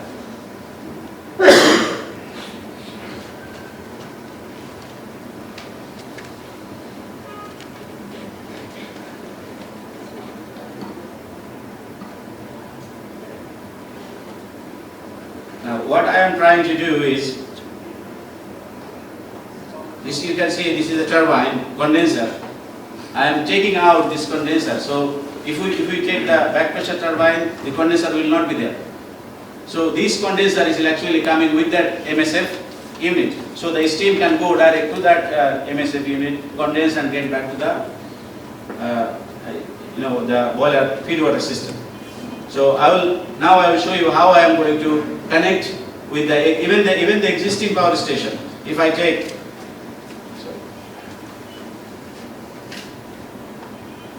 even the existing power station, if I take this LP heater supply, this line, I can take also steam from there. So that's why earlier I told that if you can, a simple modification, a small modification is required to fit that MSF unit with the existing power plant. Like in Dhaka, we can do with the Siddhiganj power station, power plant. With a minor modification, then instead of the steam is going to the low pressure heater, LP heater, we can convert some 130 ton steam is required. So we can transfer it to the MSF unit to fulfill the steam demand. Now I am trying to replacement of condenser with MSF using back pressure turbine. So now I have removed that condenser now. That will be your back pressure turbine looks like. So then I have taken that steam to the, you can see now my MSF plant, the steam has taken, if I go back again, there is no condenser there. My condenser has come here. So I will go and get that steam back to this condenser for heating purpose. Now you see your steam cycle is completed now. So I have no problem with the steam, and I am not going to increase the boiler capacity or whatever it is. Only the steam was condensing with adjacent with the turbine. Now I have removed that condenser and put with the MSF unit. This condenser will come along with that MSF unit. It's a part of that plant. And then if you say, I need water, but I don't need generation, what will you do? Or maybe your generator or turbine is under maintenance. So what I will do? I need water. So I can run the boiler, take the steam through a pressure reducing station and run my MSF unit. Also, I have to be careful when you are designing. We plan once, not every day we're digging for something new, no. Now we put in a separate condenser there. Say I have turbine out of order service, it is under maintenance. I have MSF, that is also, excuse me. I have MSF, I have under maintenance, but I need power generation. So where I will put that steam? So there is a separate condenser is built that this steam will go, instead of going to the MSF condenser, it will go to the separate condenser, so your power generation will remain constant. So I can operate this plant in both ways. If I need only power generation, just shut down the MSF, go with the dump condenser, we call it the dump condenser, the spare condenser. If you need the water, you don't need the generation, just shut down the turbine and generator and go with the boiler, and if you have auxiliary boiler, that's right. So you can run the water plant as well. Now this is the condenser system I said. The condenser can be get bed not always getting better, that you can immediately put to the boiler system.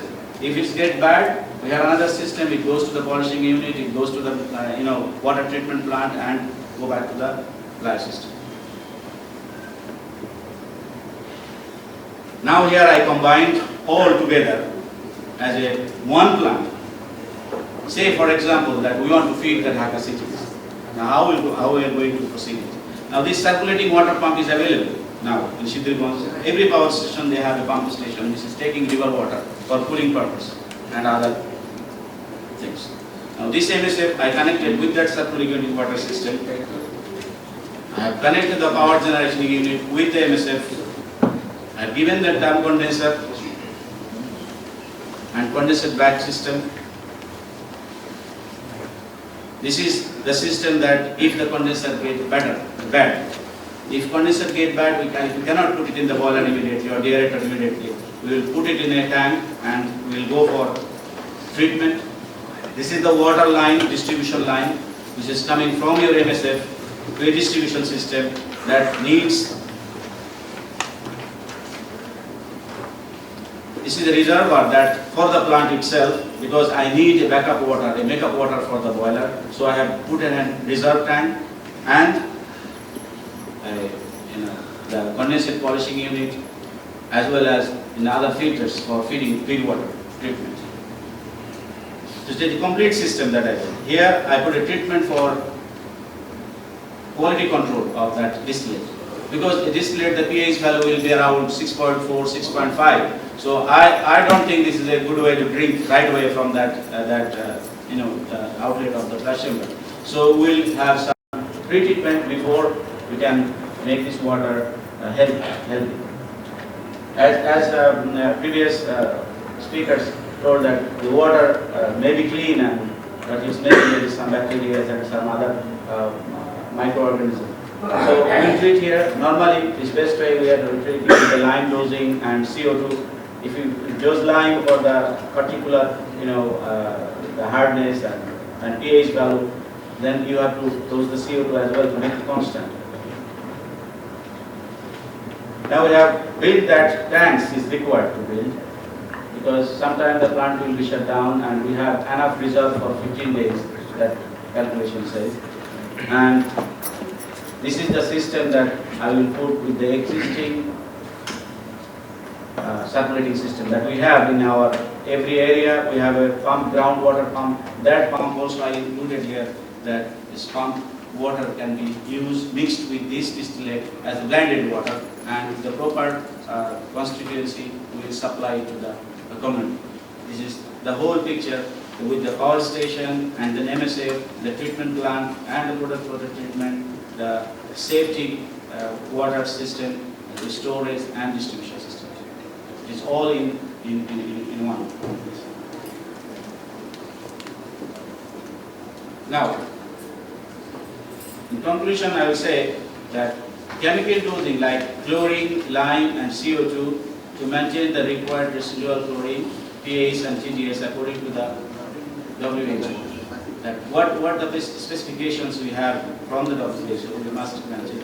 Because if we want to maintain the proper and good health, we must drink the good water. You cannot maintain good health without the water, proper quality water. The present well water facilities will be used for balancing, blending distillate after chemical dosing for drinking purposes.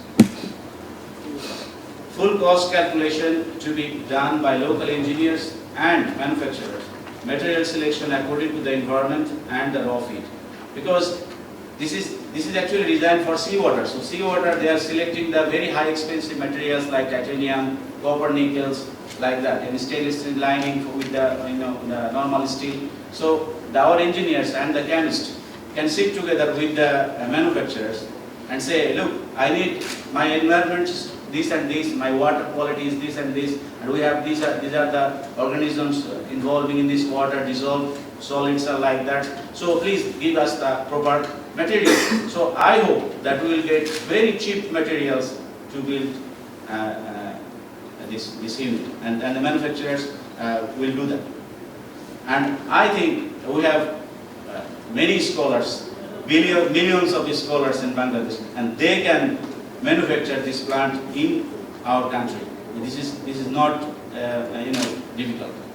You are doing many difficult jobs in other countries, but you can do it here. You will do it, inshallah.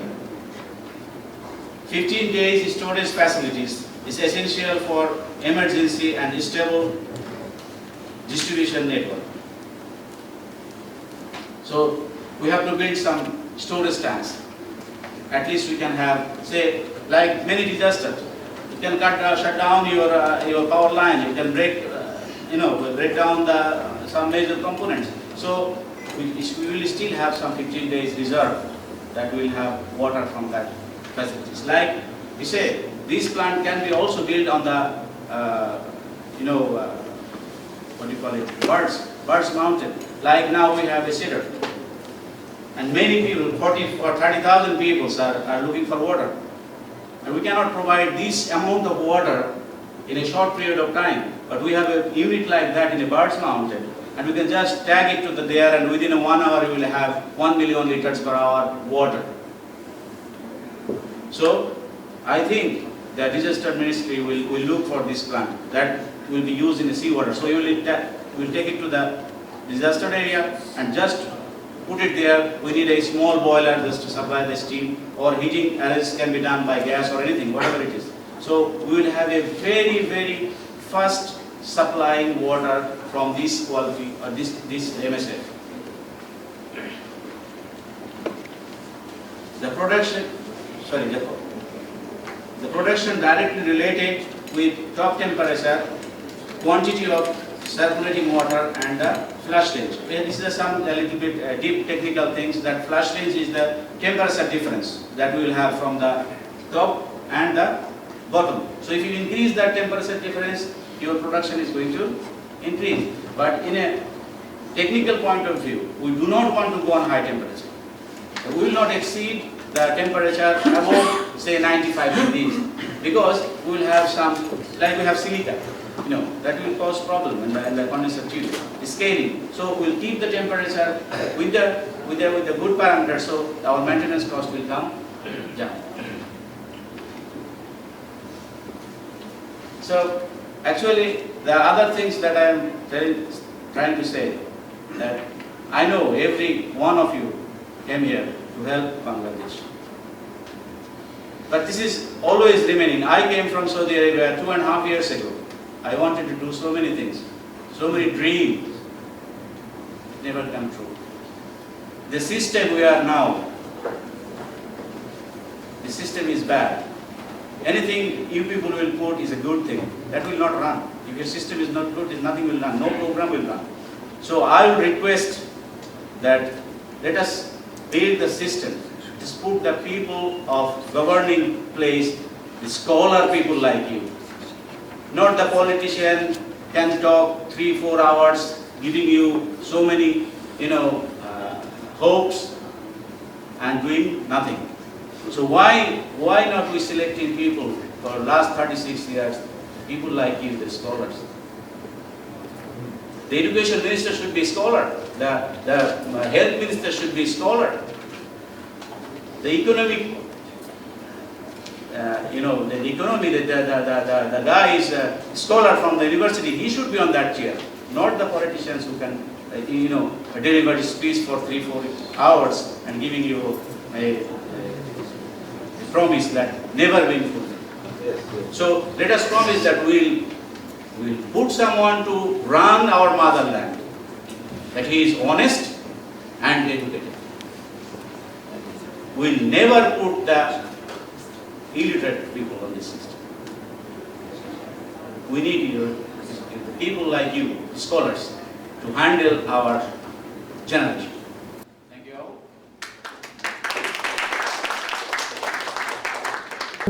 Now I would like to continue with the question and answer session, and before that I would like to invite Professor A.B.M. Bodruzaman to please take a seat at the panel, and Mr. Mahmood Hussain. Please. Professor Mahmood Hussain to continue with our question and answer session and to close the session today. It's a very enlightening session, and with a deep interest heard these three papers. And of course, deeper interest on these three areas, both on the power and water and also on the water chemistry. And I have worked in this field for quite a long time, but particularly for Dr. Assam. I knew his work for more than 10 years when he started first in Bangladesh, and of course his present excellence at the international level, getting the Ranger Challenge Award for his research on arsenic mitigation is one of the world-class recognition of the Bangladeshi scientist there. And in fact, I am closely following his work since he's getting this international award. What he really talked about further work in this field, on more research and particularly awareness of the water chemistry, and that his work, though in fact is known at the international level, but not yet much understood what he really has done within our country. And what could be done for his work to be understood on a very, in a simpler way, to be propagated by, in fact, producing very simple handbook, and he has, we have heard him, he has promoted using our own vernacular, and in fact preparing those simple literature in Bangla can really greatly make his research work understandable, not only within the academics, research, and people at the higher level. And of course, at the governmental level, there is a recognition, but the problem is, you see here, there are no people from the government, but of course it was widely publicized. But even that, we have this problem of inactions from the government at the policy level. I was also in the government for a long time, but at least I tried to look into how things could be done quickly and also in a responsive way. But I would suggest that since Dr. Husam's work is unparalleled in this field, and also I have practically put his reference in a number of international forums too, particularly in the Stockholm Water Conference, we expect to see him that his work is also recognized by another world forum, the Stockholm Water Conference, which takes place in every year in around August. I hope his work will also be recognized there. And recently I was in the Asia Pacific Water Forum Conference in Japan. There also I told that this work is quite an extraordinary. And many countries in Asia, they are suffering from arsenic. So his work can need to be promoted more at the international level and also more at the local level. And for that matter, not only that creating a small, very understandable literature in Bangla, but also I would request him to take, since he has now certain means through this award, to establish a real state of art institute or technology center, because he has also asked for more understanding and education on science, on learning science. And it could be even in Kustia, where he has really established such work. For Sonofilton, you have seen this production center is in Kustia. That research center could also be in Kustia, and he can link up with a number of universities like Islamic University Kustia, Khulna University, also University of Technology, Khulna University of Engineering and Technology, and also, why not, Russia University and all others. He can link up all the research areas on the water chemistry. And in that way, even that place in Kustia could be one of the center of learning as well as also not only for the people at the high level, but also making that center a place to learn even for the school children, college students, all of them. And in that way, well, now why everything should be in Dhaka? Why not in some of the local places?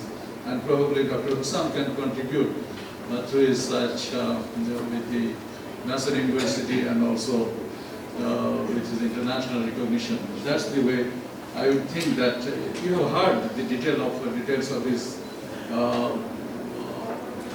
the analysis work. I will not go into that technical details, but my main point would be how he can practically establish a center through which his lifetime work can be promoted further.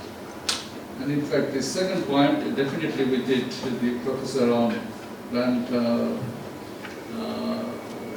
pathology, and we know about this psycho-remediation measures, like even water hyacinth, cochilicon is a common thing.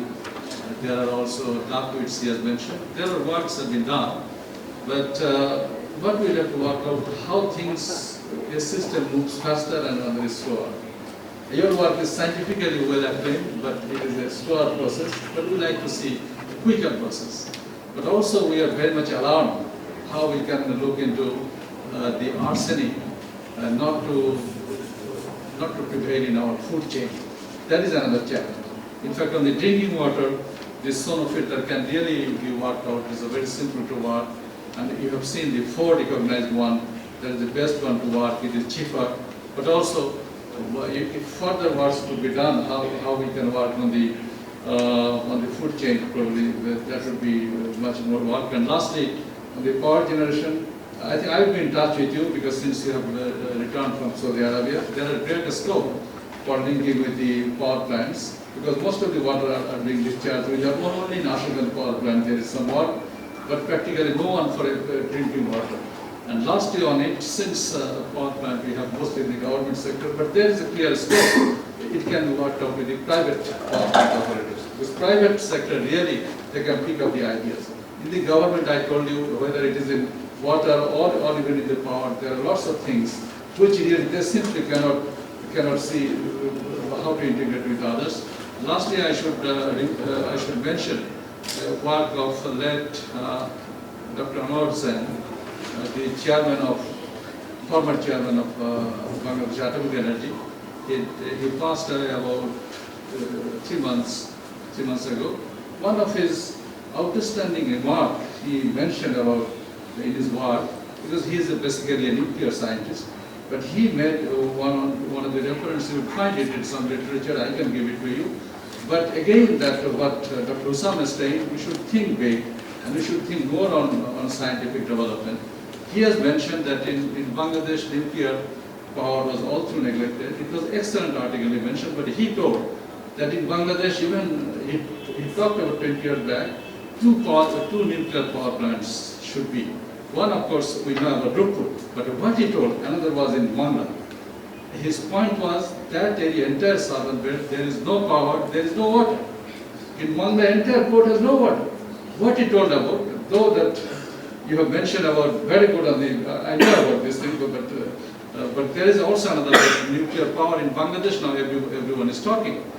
Why not? We should talk about in Mangla that there is a land is available, and in fact, not only that it will solve the power problem, but it will also have a water, because there is a desalination water.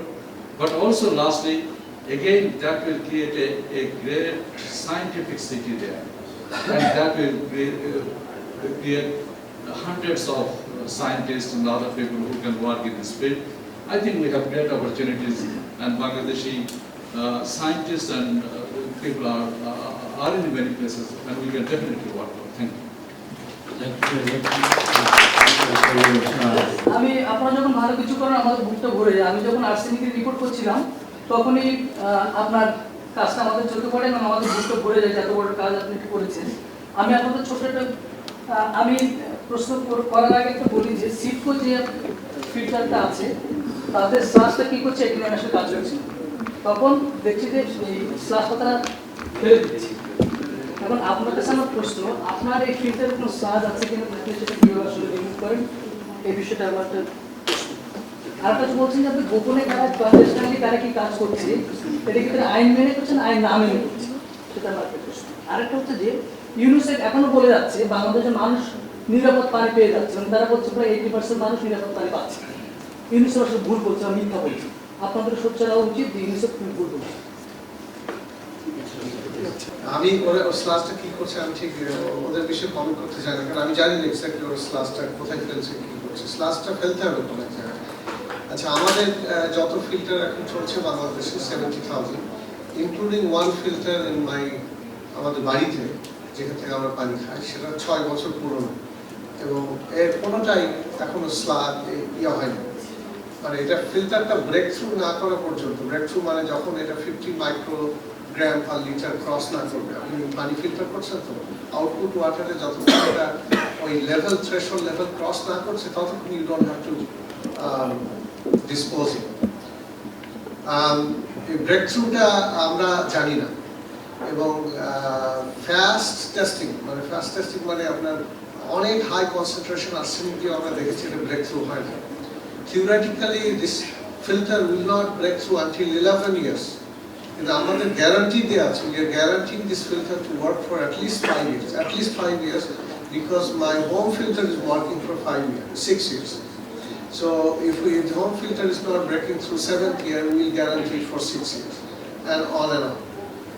Theoretically, again, another theoretical calculation shows that this filter will never break through. এবং এটা কিন্তু unless there is a mechanical breakthrough, যে কেউ যদি ফিল্টারটা ভেঙে না ফেলে, মানে ফিল্টারটা যদি প্রেসার না দেয় বা ফিল্টারটা যদি মেইনটেইন করে, this will not break through. আচ্ছা, ব্রেক থ্রু যদি হয়, ধরলাম 11 বছর পরে ফিল্টারটা ব্রেক থ্রু হলো, যদি হয় তখন আমরা কি করব? এই ফিল্টারে 10 কিলোগ্রাম আয়রন আছে। এই 10 কিলোগ্রাম আয়রনের 1 kilogram, maximum 1 kilogram iron will be used up মানে this will be a complex of iron and arsenic. Iron arsenic complex, এটা একটা মিনারেল কমপ্লেক্স, যে মিনারেলটা নেচারে থাকে, মাটির মধ্যে আর্সেনিক আছে। বাংলাদেশের মাটিতে 20 থেকে 100 মিলিগ্রাম পার কিলোগ্রাম আর্সেনিক আছে, 20 to 100 milligrams per kilogram arsenic আছে, ইটস ন্যাচারালি অকারিং আছে। তো এটা যদি আমি যে পরিমাণ আর্সেনিক জমা হয়, আমার কিছু ক্যালকুলেশন আছে, আমি না দেখে বলছি, যে পরিমাণ আর্সেনিক জমা হয়, এটা যদি মাটিতে কেউ ছড়িয়ে দেয়, this will not increase the concentration of background arsenic concentration. মাটিতে যেটা আছে এটা হচ্ছে খুব বেশি হবে না যদি কেউ দেয়। আচ্ছা, যদি কেউ এটা আমাদের কাছে বিক্রি করে দিতে চাই, we can take it, because there is about 9 kilogram of still good iron left in it. We can reclaim it, reuse it. So that in all sense, this entire filtration media, that is composite iron matrix, this is the reusable media. এই জন্য এটাকে green filter বলা হয়। আর দ্বিতীয় প্রশ্ন ছিল আপনার, ভুলে গেলাম সেকেন্ড প্রশ্নটা কি ছিল? না, একটা ছিল যে ক্ল্যান্ডেস্টাইনলি কারা কি করছে, তারা আইন আমরা জানি তারা আইন ক্ল্যান্ডেস্টাইনলি কথাটা এই জন্য বললাম যে এটা আপনারা অনেকেই জানেন না, কারণ যারা journal of environmental science and engineering, যেটা ACS আমেরিকান কেমিক্যাল সোসাইটির জার্নাল পাবলিশ হয়, এখানে নিউজ সেকশনে এটা ছিল এবং ডিটেইল ছিল। এখানে কারা কাজ করেছেন বাংলাদেশে 4 বছর, তারা কোথায় টেস্ট করেছেন তাদের ন্যানো ফিল্ট্রেশন সিস্টেম, কারণ nano technology is everywhere, and people are talking about nanotechnology all the time, and iron nanoparticle is one of the most interesting and easy to make nanoparticle. Iron nanoparticle নিয়ে প্রচুর কাজ হচ্ছে, এবং they want to use the iron nanoparticle in filtration technology. In fact, they used it in the laboratory, কিন্তু এটা field level এ test করতে গিয়ে এটা কাজ হয়নি। কেন কাজ হয়নি? We know that, they also know it. It is kind of overkilling. You are using a technology that is not applicable in the field. It will take another 20-30 years, because they really have to. বাংলাদেশে অনেক কাজ হচ্ছে যেটা আমরা জানি না। এগুলো যারা জার্নাল আর্টিকেল না পড়েন, আপনাকে জানেন যে Swiss institute of technology Bangladesh থেকে কিলোগ্রামস, হান্ড্রেডস অফ কিলোগ্রামস মাটি নিয়ে গিয়ে তারা তাদের এটাকে বলে ওয়ার্ম হট হাউসের মধ্যে they are cultivating rice, এবং they are looking at the effect of arsenic on rice production. Most people don't know that. So there are people coming from outside through many NGOs and other channels. They are doing their tests, they are doing their work. We don't know. I think এটা legal কি illegal এটা আমার বলার বিষয় নেই, Bangladesh government should take care of that. Third হলো UNICEF যেটা বলছে যে বাংলাদেশে নিরাপদ পানি পাচ্ছে, এটা সত্যি মিথ্যা কথা বলছি না। I think the statement is not completely true. নিরাপদ পানি কতজন পাচ্ছে এবং নিরাপদ পানি কতজন পাচ্ছে না, এর কোনো হিসাব নেই বাংলাদেশে। ইউনিসেফ তো পয়সা দিচ্ছে, ইউনিসেফ হিসাব দিতে পারে, that is an estimate, but it is not the নিরাপদ পানি বলতে যেটা বোঝায় সেটা কিন্তু শুধু আর্সেনিক ফ্রি পানি না, এটা we have to understand that. এবং বাংলাদেশে 10 মিলিয়ন টিউবওয়েল আছে, এই 10 মিলিয়ন টিউবওয়েলের কতগুলো আর্সেনিক সার্ভে করা হয়েছে? Do you no?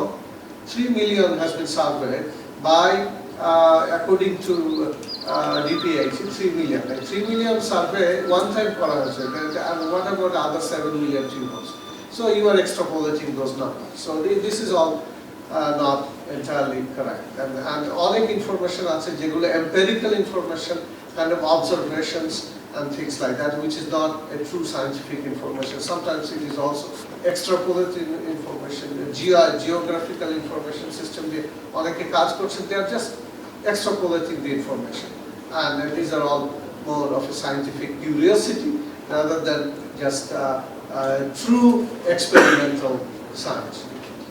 একটা কথা আমি শেষে বলতে চাই যে the water chemistry, understanding arsenic, these are not rocket science. আমাদের প্রেজেন্ট নলেজ বেসে আমি যদি কুষ্টিয়ায় কাজটা করতে পারি এবং করে একটা ফিল্ট্রেশন সিস্টেম ডেভেলপ করতে পারি এবং আমি সেই পানি যদি খেয়ে আমি সুস্থ থাকতে পারি, তাহলে এটা বলবো যে it can be done anywhere. এখানে কামরুল ইসলাম সিদ্দিকী আমার বড় ভাই, উনি বললেন যে whether we could collaborate with other universities. It's absolutely open, but the request has to come from you. You demand my service or you request my service. I'll be more than glad. আমি এখানে লাল কাগজে এটা লিখলাম যেখানে আমি বলি যে what can I do? I can teach. My interest would be teaching, and my interest would be curriculum development in advanced chemistry, which would be analytical chemistry, aquatic chemistry, computational chemistry for university students. As an NRB, I think that's what I can do. But you have to ask for it, and you have to also welcome it. আমাদের NRB-টাতে আজ থেকে অনেক দিন আসছে এবং বিভিন্ন individual লেভেলে they are doing a lot of things. But I think it is not coming from institutional level like universities and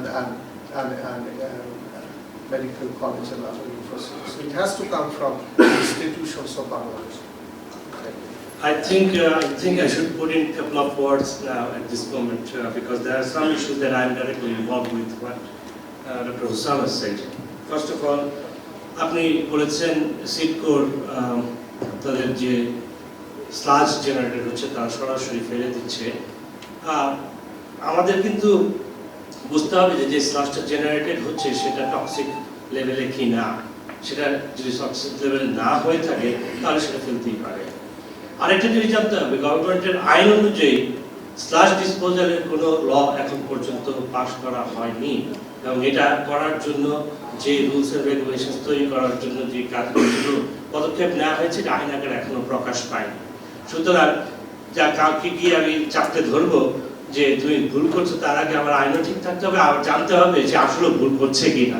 আমি বলছি না সিডকো ভুল করছে না বা করছে, এটা প্রথমে অ্যানালাইজ করে দেখতে হয় যে এটা কতটুকু লিচ আউট করে। সেই অ্যানালাইসিস প্রসিডিউরও স্ট্যান্ডার্ড অ্যানালাইসিস প্রসিডিউর না, সেটা সব অ্যানালাইসিস ল্যাব সেই টেস্ট করতেও পারে না। সো আমাদের একটু কেয়ারফুল থাকতে হবে কাউকে দোষী করার আগে। আর দ্বিতীয়ত ডক্টর হুসাম যেখানে বললেন যে সুইডিশ ইনস্টিটিউট যেটা সয়েল নিয়ে গিয়ে করছে, সেটা আসলে তার আগে একটু বললেন আপনি বোধহয় ক্ল্যান্ডেস্টাইন শব্দটা শুনে বেশ একটু শঙ্কিত এবং আশঙ্কাগ্রস্ত হয়েছিলেন বলে বলছেন। তারা হলে ক্ল্যান্ডেস্টাইন থেকে আপনি কোট করেছেন। আমি বলছি ক্ল্যান্ডেস্টাইন বলতে বোঝায় doctor if I correct me if I am wrong, clandestine বলতে উনি যেটা বোঝাতে চেয়েছেন সেটা হলো আমাদের জ্ঞানে নেই, আমাদের জানার মধ্যে নেই। উনি জানেন না যে অনেকে কাজ করছে, যেমন ওনার কাজটা আমরা জানি যেটা বিখ্যাত হয়েছে তাই হয়তো জানি, বিখ্যাত না হলে তো আমরা জানতাম না। আমাদের অনেকে আছেন যেটা এটা এত খ্যাতি পাওয়ার পরেও জানেন না, তার কাছে এটা ক্ল্যান্ডেস্টাইনই মনে হতে পারে। সো আমার মনে হয় ক্ল্যান্ডেস্টাইন শব্দটা আক্ষরিক অর্থে না নিয়ে উনি বলছেন যে অনেকেই কাজ করছে যেটা আমাদের সবার মধ্যে জানা নেই। আর সুইস ইনস্টিটিউটের কথা বলছি, সেটা আমি কাজ করছি।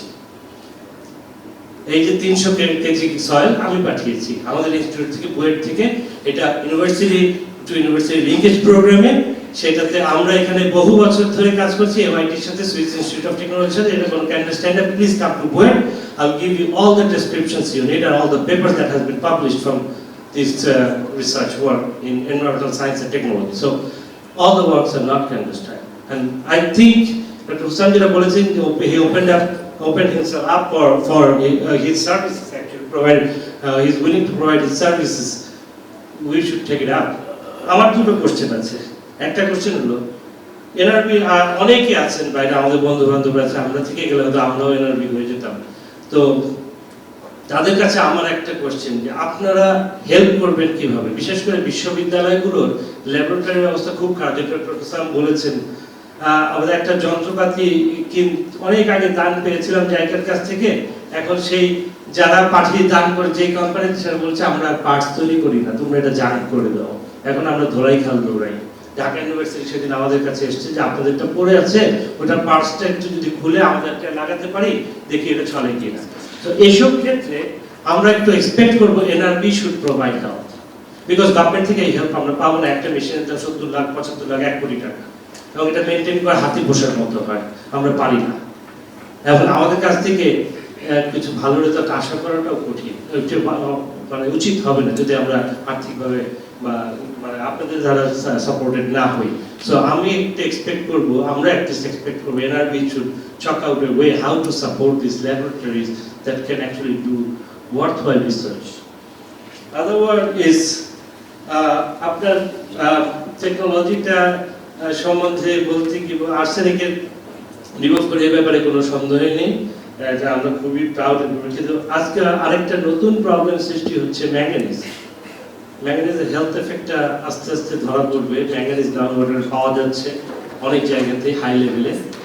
আমি একটু রিকোয়েস্ট করবো ডক্টর সামকে যে to look into the matter whether it's effective enough to remove arsenic from groundwater, manganese from groundwater also. এটা আমার একটা কমেন্ট। নেক্সট আমি doctor professor M Mahmud Hussain, department of chemistry, university of Michigan, Wisconsin. আমি এখানে এসেছি হঠাৎ করে, আমি এখানে বাংলাদেশে বেড়াতে এসেছি। তো আসার আগে আমার অনেক আগের ফ্রেন্ড, আমি একসঙ্গে ঢাকা ইউনিভার্সিটি পড়াশোনা করেছি, এবং একসাথে আমরা আমেরিকায় গিয়েছি একই সময়, তারপর পিএইচডি করেছি এখানে, থেকে তারপরে এবারে রয়ে গেছি। তো উৎসবের যে কাজ, সেটা আউটস্ট্যান্ডিং, রিমার্কেবল কাজ করছে। We are all proud, all Bangladeshis should be proud of it. এত একটা কাজ করাটা জাদু ব্যাপার। কিন্তু আমার কেমিস্ট্রি হলো ডিফারেন্ট, সেই জন্য আমি এই প্যানেলের মধ্যে ইন দ্য সেন্স দ্যাট আমার টক এইভাবে ইনক্লুড করা যায়নি, এই জন্য যে আমি হলো অর্গানিক কেমিস্ট, আমরা হলো ড্রাগ সিনথেসিস করি।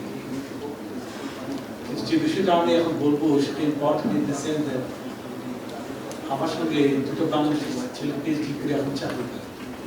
এখন আমার সঙ্গে 3টা বাংলাদেশি ছেলে পিএইচডি করছে, এবং একজন এখানে আছে, এসেছে আমার সঙ্গে 2-1 দিন আগে। নাজিবুদ্দিন সে ঢাকা ইউনিভার্সিটি থেকে পাস করে আমার সাথে পিএইচডি করছে ইউনিভার্সিটি অফ উইসকনসিন। আবার ওই উৎসব যে কথাটা বললো যে আমাদের কেমিস্ট্রি এডুকেশনের মান খুবই অনুন্নত, কারণ আমার সাথে যে পিএইচডি করতে আসছিল 4-5 বছর আগে একটা ছেলে, তার পিএইচডি এমএস থিসিস আর আমার এমএস থিসিসের মধ্যে কোনো ডিফারেন্স ছিল, কিন্তু আমি পাস করেছি তার 20 বছর আগে।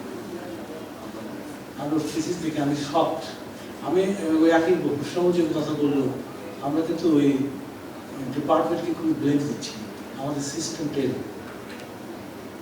আমাদের প্রবলেমটা হলো যে আমরা ওই ভালো স্টুডেন্ট অ্যাট্রাক্ট করার ওই সিস্টেমের মধ্যে আমরা ঢুকতে এখন পাচ্ছি না। ওইটা কিন্তু ভালো ভালো ছাত্ররা দেয়, এখন কেমিস্ট্রিতে বেসিক সায়েন্সে ভালো ভালো ছাত্ররা ইদানিং যাচ্ছে না। কিন্তু আমি একটা কথা আপনাকে বলতে চাই এখানে সুন্দর ইয়ে করবো, যে কেমিস্ট্রি একটা সাবজেক্ট যেটা স্টাডি করলে একাডেমিতে আমেরিকাতে যাওয়া হয়। তবে আমেরিকাতে আমরা বলি টিচিং অ্যাসিস্ট্যান্ট, আপনাকে একটা পাঠাতে। আমি এটা এই জন্য বলছি যে আমি কিন্তু গতবার যখন আসছিলাম তো Dhaka university, Jahangir university, Rajshahi university আমি সেমিনার দিয়েছি। যতগুলো ছাত্র আমেরিকা গিয়েছে, কানাডাতে গিয়েছে, সেগুলো সেই ছাত্রগুলো আমার সেমিনার শুনেছে। এবং আমার সঙ্গে 3 জন কাজ করে আমার সঙ্গে, কিন্তু আমার ডিপার্টমেন্টই আমি অনেকগুলো ছেলেকে দিয়েছি অন্য প্রফেসরের সাথে কাজ করে।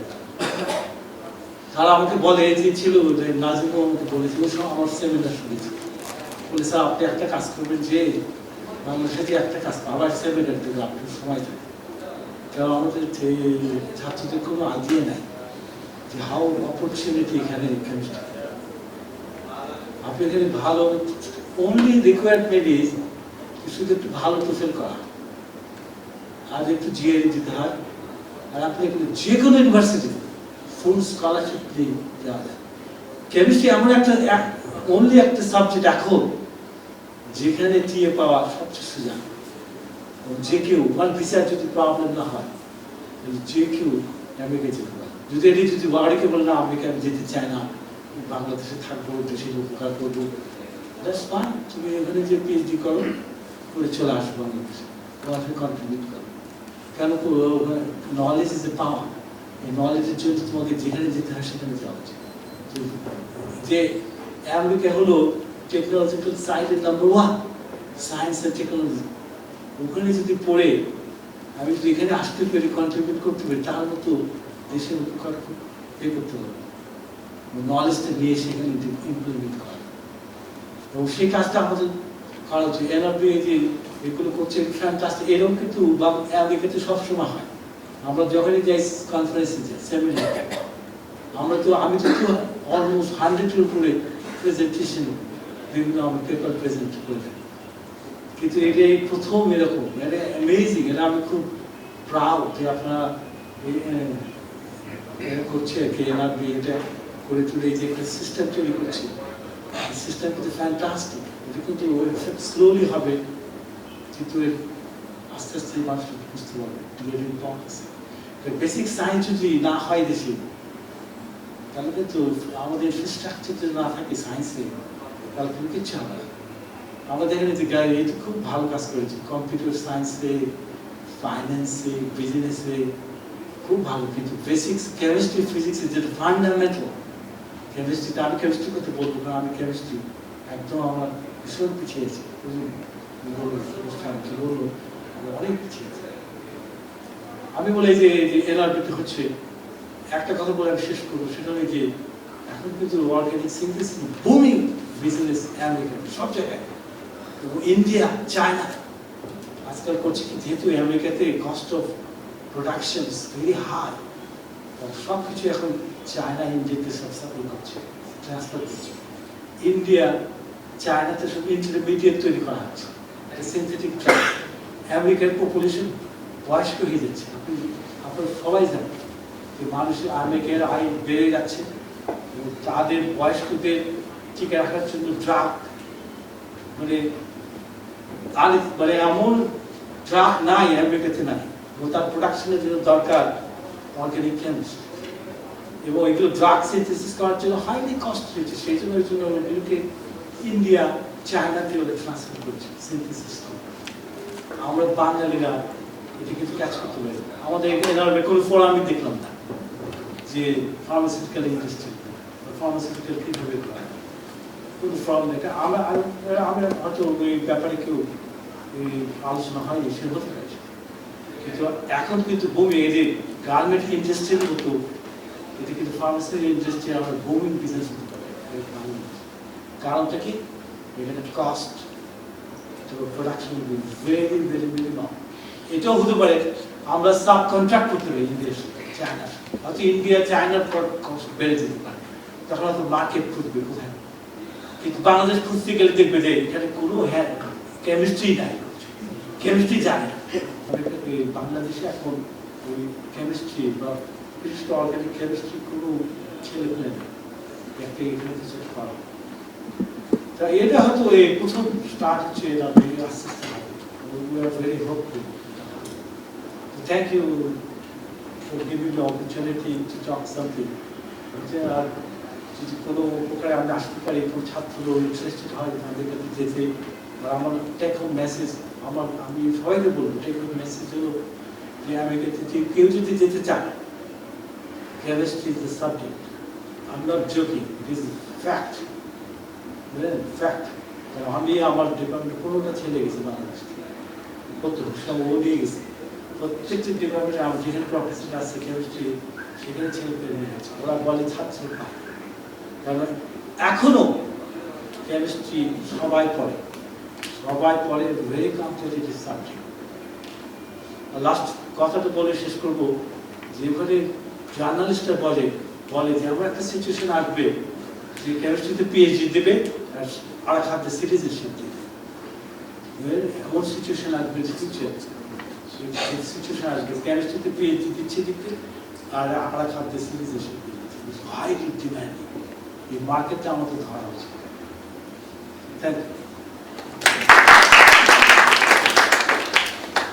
সাংবাদিক ভাই বলেছিলেন যে বাংলাদেশে যে পানি ড্রিঙ্কিং ওয়াটার সেক্টরে জনগণকে দেওয়া হচ্ছে গ্রামে এবং শহরে, সেগুলিতে আপনার সেফ কিনা। আমি বাংলাদেশ সরকারের জনস্বাস্থ্য প্রকৌশল অধিদপ্তরের একজন তত্ত্বাবধায়ক প্রকৌশলী, এবং আমি রিসেন্টলি সরকার আমাকে director water quality and surveillance circle জায়গা অ্যাসিস্ট্যান্ট একটা সেন্ট্রাল ল্যাবরেটরি হয়েছে, আপনারা জানেন, আর হয়তো বা মহাখালীতে, এটা 38 মহাখালীতে। তো সেইখানে আমি এটার পরিচালক হিসেবে কাজ করছি, এবং ওখানে এছাড়া প্রায় 11টি ল্যাবরেটরি আমাদের সারা বাংলাদেশে কাজ করছে এটার সাথে। এটা একটা নেটওয়ার্ক এস্টাবলিশ হয়েছে, এবং প্রায় 58টা প্যারামিটার ড্রিঙ্কিং ওয়াটারে আমরা টেস্ট করছি। বিশেষ করে রুরাল ওয়াটার সাপ্লাইতে ইউনিসেফ বলে কোনো পানি সেফ না। ইউনিসেফ তো একটা অ্যাসিস্টিং এজেন্সি। এখানে বাংলাদেশ সরকার বলতেছে যে এই পানিটা জনগণকে খাওয়ার জন্য দেওয়া হচ্ছে গ্রামে এবং সে জায়গায়, বাংলাদেশ সরকার বলছে যে সেটা সেফ। এবং আমিও বলছি যে বাংলাদেশ সরকারের একজন প্রতিনিধি হিসেবে আমি এখানে বলছি, আমি 30 বছর এই সেক্টরে কাজ করছি। আমার নাম নকিব হাসান, আমি জনস্বাস্থ্য প্রকৌশল অধিদপ্তরে আগে বলেছি যে এখানে জনস্বাস্থ্য ভবনে আমাদের অফিস আর মহাখালীতে অফিস আছে। আমরা যে পানি দিচ্ছি জাতীয় ভিত্তিক এই প্রজেক্টের মাধ্যমে এবং বিভিন্ন ইন্টারভেনশনের মাধ্যমে গ্রামে গঞ্জে যেই মানে পয়েন্ট সোর্সগুলি বিভিন্নভাবে, এটা টিউবওয়েল হতে পারে, বিভিন্ন টেকনোলজি হতে পারে, যেটা পিএসএফ হতে পারে, আদার টেকনোলজি হতে পারে, আমরা জনগণকে যে পানি সরবরাহ করছি সেটা পাবলিক হেলথ কনটেক্সটে 100% সেফ। এবং আমরা এটা দায়িত্বহীন ভাষায় বলতে পারি। আপনারা জানেন যে ওয়াটার কোয়ালিটি স্ট্যান্ডার্ড, এটা তো একটা বিশাল বিষয়। আপনারা দেখেন Switzerland European water standard accept করে না, আবার ইউরোপিয়ানরা WHO স্ট্যান্ডার্ড করে না, আবার আমেরিকানরা EPA ছাড়া করে না। এখন বিভিন্ন স্ট্যান্ডার্ড বিভিন্ন রকম। আমাদের মানে সোশিও ইকোনমিক আর্থসামাজিক অবস্থানে এবং পাবলিক হেলথ কনটেক্সটে যেইগুলি স্ট্যান্ডার্ডগুলি প্যারামিটারগুলো মেনটেন করতে হয়, আমরা যে পানি সরবরাহ করছি সেই পানিটি মানে অবশ্যই সেটা নিরাপদ, এবং পাবলিক হেলথ কনটেক্সটে এটা যতগুলি আমাদের ডিভাইস আছে সেগুলোর থেকে আমরা এটাকে আপনার মেনটেন করেছি, এবং এটা সেফ হিসেবে আমরা গণ্য করছি। এবং বাংলাদেশ সরকার এইটা এন্ডোর্স করতেছে, এবং এই বিষয়ে কোনো রকম দ্বিমত থাকা, যদি কোনো রকম আর্বিট্রেশন থাকে, যে ডোর ইজ ওপেন, আপনারা আসতে পারেন। আমাদের যদি আরো কোনো প্রশ্ন থাকে, সেটা আমাদের জনস্বাস্থ্য প্রকৌশল অধিদপ্তর, এটা lead agency, mandated sector through the government of Bangladesh, local government AGRD ministry under. আমরা এখানে ড্রিঙ্কিং ওয়াটার, আপনারা জানেন এশিয়াতে 97% কাভারেজ আমরা এই সারা বাংলাদেশে ছিল, কিন্তু আর্সেনিক ডিটেকশনের পরে সেই যে কাভারেজটা সেটা লো হয়ে প্রায় 75% নেমে এসেছিল। এখন বিভিন্ন টেকনোলজি অ্যাডজাস্টমেন্টের মাধ্যমে আমরা বিভিন্ন ওয়ার্ল্ড ব্যাংক, জায়গা, বিভিন্ন development partners, British geological survey আমাদের পানি টেস্ট করা হয়েছে। সুতরাং এইগুলি আমাদের এটা চলছে, এটার কজ এখন পর্যন্ত আমরা বিভিন্ন রকম এটা রিসার্চ চলতেছে যে কিভাবে arsenic Yes. My question is there precisely কত পার্সেন্ট আপনি এটা সাপ্লাই করছেন? আমরা আমি বলেছি বোর্ডলি বলেন আপনি সাপ্লাই করছেন। উই ডু এগ্রি দ্যাট কত পার্সেন্ট? আমরা 80 এখন আমরা 80% কভারেজ আমরা সেফ ওয়াটার দিচ্ছি সারা পুরো বাংলাদেশ। আমরা রুরাল ওয়াটার সাপ্লাইয়ের মাধ্যমে যেখানে আমরা দিচ্ছি, এবং ঢাকা ওয়াসা, চিটাং ওয়াসা যে পানি দিচ্ছে সেটা সহ স্থানীয় সরকার, পল্লী উন্নয়ন সমবায় মন্ত্রণালয় বাংলাদেশ সরকারের এখানে সাপ্লাই দিচ্ছে, এবং public health concept is safe. I think if you have any queries about that, you can take up his offer and contact DPH and see whether they have given you the correct data on that.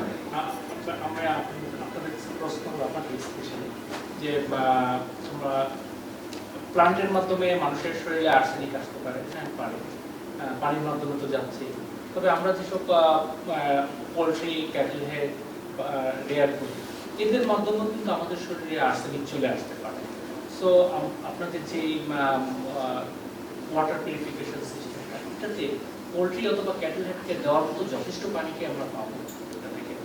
আমি ওখানে স্লাইডে দেখিয়েছিলাম যে একটা single unit থেকে 20 to 30 litres per hour পানি হয়। এটা বিশেষ করে তৈরি করা হয়েছে বাংলাদেশের গ্রামের মানুষ এদের জন্য, যারা ড্রিঙ্কিং অ্যান্ড কুকিং এর জন্য। তো 1 ঘন্টায় যদি 20 লিটার হয়, 2 ঘন্টায় 40 লিটার, তারপরে সারাদিন থাকে। এবং বাংলাদেশে অনেক গ্রামে, আমরা গ্রামে দেখেছি, তারা এই ফিল্টারের পানি গরুকে খাওয়ায়। সুতরাং যদি সে 8 ঘন্টা করে, তাহলে একটা ফিল্টার থেকে অনেক পানি পেতে পারে। ফিল্টার প্যারালাল কানেক্ট করে আমরা ফিল্টারের ক্যাপাসিটি ইনক্রিজ করেছি, এবং আমরা কিছুদিনের মধ্যে আপনারা দেখতে পারবেন যে আমরা ফার্মাসিউটিক্যাল গ্রেড ওয়াটার তৈরি করছেন large quantities. Already we are doing that kind of work. সুতরাং it is just a matter of scaling up, same unit, connecting it parallelly, scaling it up. So I think that is possible. It's not nothing impossible. And এখানে professor খান আছেন, যিনি actually ওই বাংলাদেশের we don't know speciation. Speciation is very important. Not all arsenic species are toxic. সুতরাং food চেইনের মধ্যে দিয়ে যে আর্সেনিকটা আসতেছে তার কত % টক্সিক, এটা এখন আমরা ঠিক ডিটেল জানি না, কারণ স্পিসিস আইডেন্টিফাই করা ইজ অ্যান অ্যানালিটিক্যাল চ্যালেঞ্জ। এটা প্রফেসর খান বলতে পারবেন, এবং আমি ওনাকে অনুরোধ করবো একটু এই বিষয়ে কিছু বলার জন্য, কারণ এটা অনেক ভুল ধারণা আছে।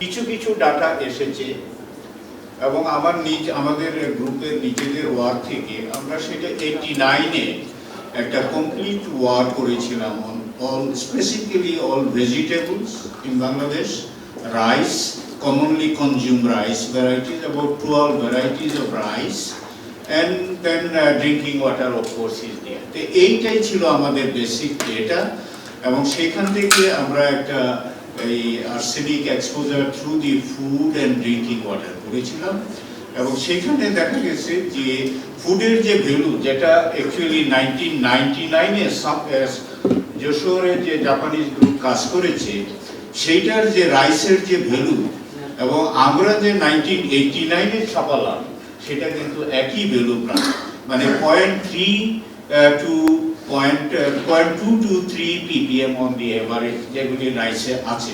কাজে এটা কনসার্ন, কিন্তু ফুডে কিন্তু অ্যালাউড লিমিট যেটা ওয়ার্ল্ড হেলথ অর্গানাইজেশনে, সেটা কিন্তু 1 ppm in the food, solid food.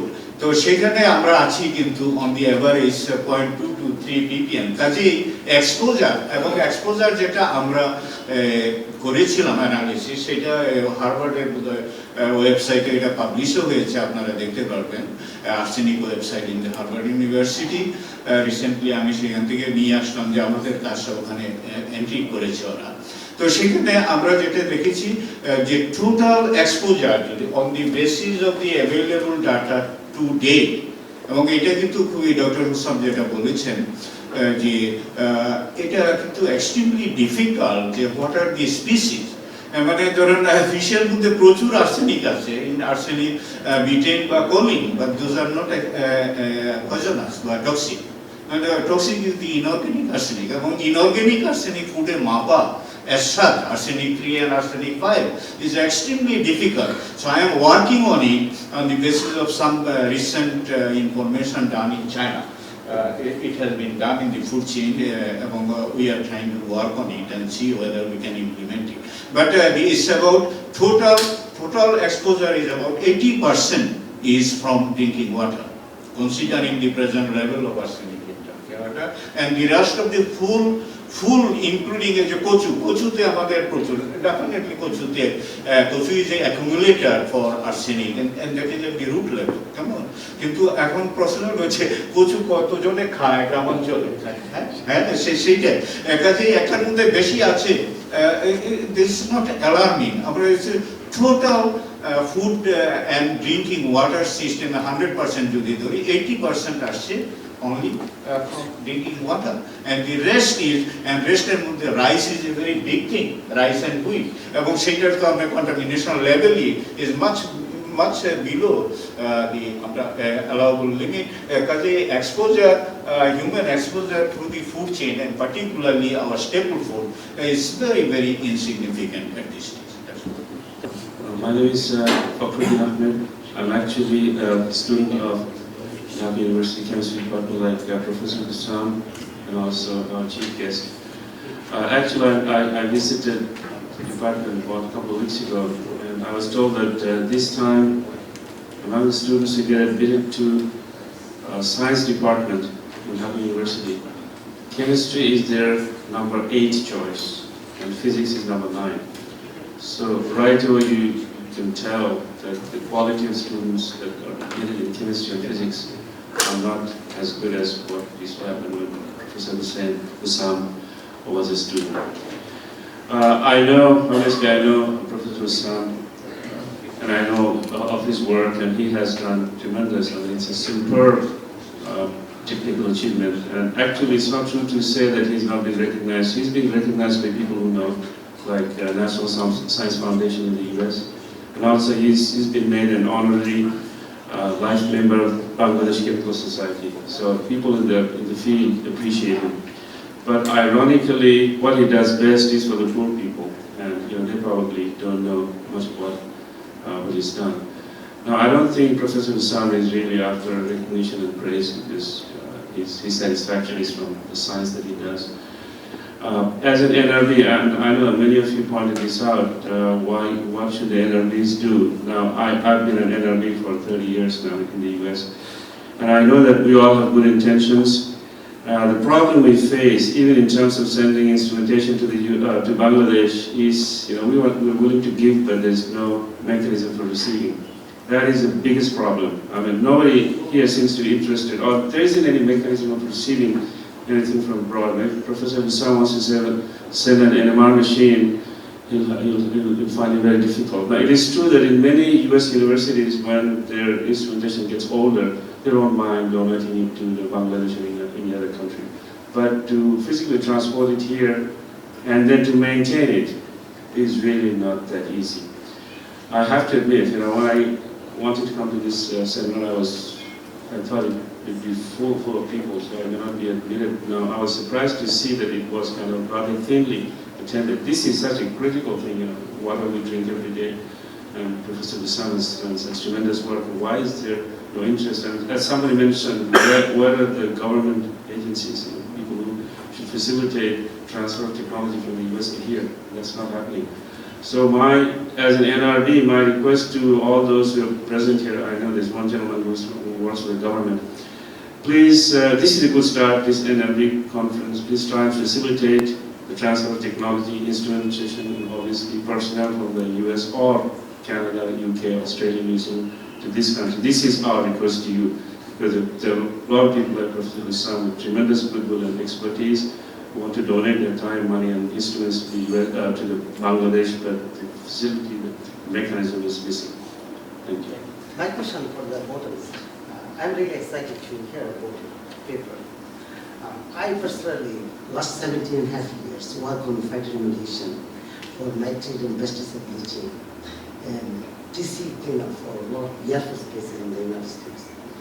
And first paper I wrote related to the groundwater cleanup, that is back in 1992, and the water flow, as the Consultative Civil Engineers, water flow in Baltimore. And that time I presented one paper for how we can optimize the pumping strategy to clean up the contaminant in a short time, instead of, like sometimes some airport business might take 30 years to clean up the DCE. So we designed the pumping strategy, how we can install minimum pumping oil and extract maximum contaminant. So this fighter remediation project, believe it or not, it is in the United States also very, very popular and very much, especially USCPA and even private consulting like City. I did one project, the City in a small town, like 25,000. And as you know, United States water quality is very, because the nation's water, in the summertime, they don't allow the cities to discharge water to the nearest creek because flow is too low. That's why they have to find an alternative way. So they hire a consultant like us to design an alternative solution. So we designed a $7 million project. We asked city buy land, cheap land, and apply artificial technology, like use popular, because popular, we can use those popular, use the nitrate as a nutrient, and at the same time we can install the monitoring level all over the area, and we can monitor the groundwater contaminant level. And this way, city save money, because city had to do it, because by DQ, their NPS fund. I think Now I just wanted to thank you that you are working with factory remediation, and I hope the more, basically this is the engineering job. I am personally an engineer, and we do that. As an engineer, all I can say, we have the problem solver. If any city have a problem, we try to solve the problem. But you, as a botanist, and you get involved in this kind of engineering project, that's time I'm interested in more. So I hope you involve some engineering universities, water resources department, faculty, then it will be more interesting. Thank you.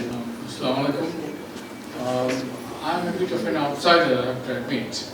I'm an economist, and I'm now presently as an economic advisor in the Ministry of Finance in Afghanistan. I read Dr. Hisham's contribution in the press, and I was interested primarily for that reason to come and participate in this seminar. And I think we ought to be profoundly grateful to him and recognize his contribution that he has made in one area of activities or in the scientific innovation, which will benefit not only Bangladesh, but potentially many countries in the world where they have this unique problem of arsenic. Now, somebody has also mentioned here that there are problems within the government not to take advantage of the expertise that we have all over the world, and also to see that within Bangladesh we create capabilities so that this scientific research can be put into use.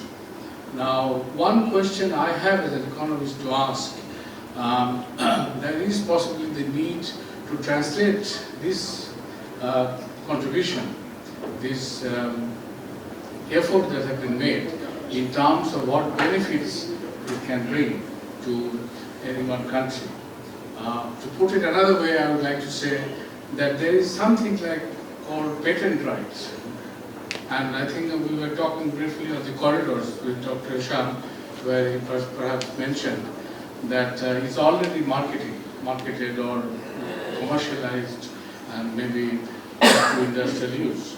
Now, I just think if in fact it can be worked in a way so that it can bring in a stream of benefits or stream of revenues to be earned. Because as you would appreciate that the government has certain limitations, not only of organizing this properly or to administer this properly, but also there are not many educated people in the government. This is the other thing that somebody has also mentioned. And although I did come today to meet Dr. Hisham, but in the event I was also very happy to learn the presentations of other scientists. And somebody came from Saudi Arabia and he has given us a very good exposure of the salinization plant that Saudis have been utilizing for a long time and have had some implication for us in future time to make use of their techniques. And other scientists that we have heard were really impressive. And although I'm not a chemist nor a scientist student, but nonetheless I'm rather impressed with the quality of presentation and dedication, and in fact the profoundly important contribution that has been made. I only hope that the government of Bangladesh and the people of Bangladesh should fully appreciate the contribution that has been made. And in my humble way, if there is anything that I can do to further discuss with other officials, and I will be too happy to do that. But the important thing is, as I said, that please try to also look into the benefit aspect. Translate the effort that has been made in terms of benefits, in terms of how revenues can be raised, and maybe Bangladesh itself can can benefit as a country. And to the extent possible, we should all try in our own ways to try to disseminate this information even more. And I'm sure based in outside Washington or I don't know where exactly, but I think in the United States, I think the opportunities are there. But nonetheless, there are many, many other countries, developing countries in Africa, for instance, in Asia and other places, where they can also benefit from your profoundly important research that has been made. That is all that I wanted to say. I hope you all the best. I hope that we benefit fully, and this is the most important area where Bangladesh is apparently suffering from, and we hope that suffering can be, inshallah, can be reduced. Thank you very much. আমাদের এখানে যে সেমিনারটা উপযোগী এবং অত্যন্ত চমৎকার একটা বিষয়, কিন্তু এই কোঅর্ডিনেশনটা হচ্ছে না সর্বত্রই। যে জিনিসটা আমার কাছে মনে হচ্ছে যে আমরা what are really missing this is coordination.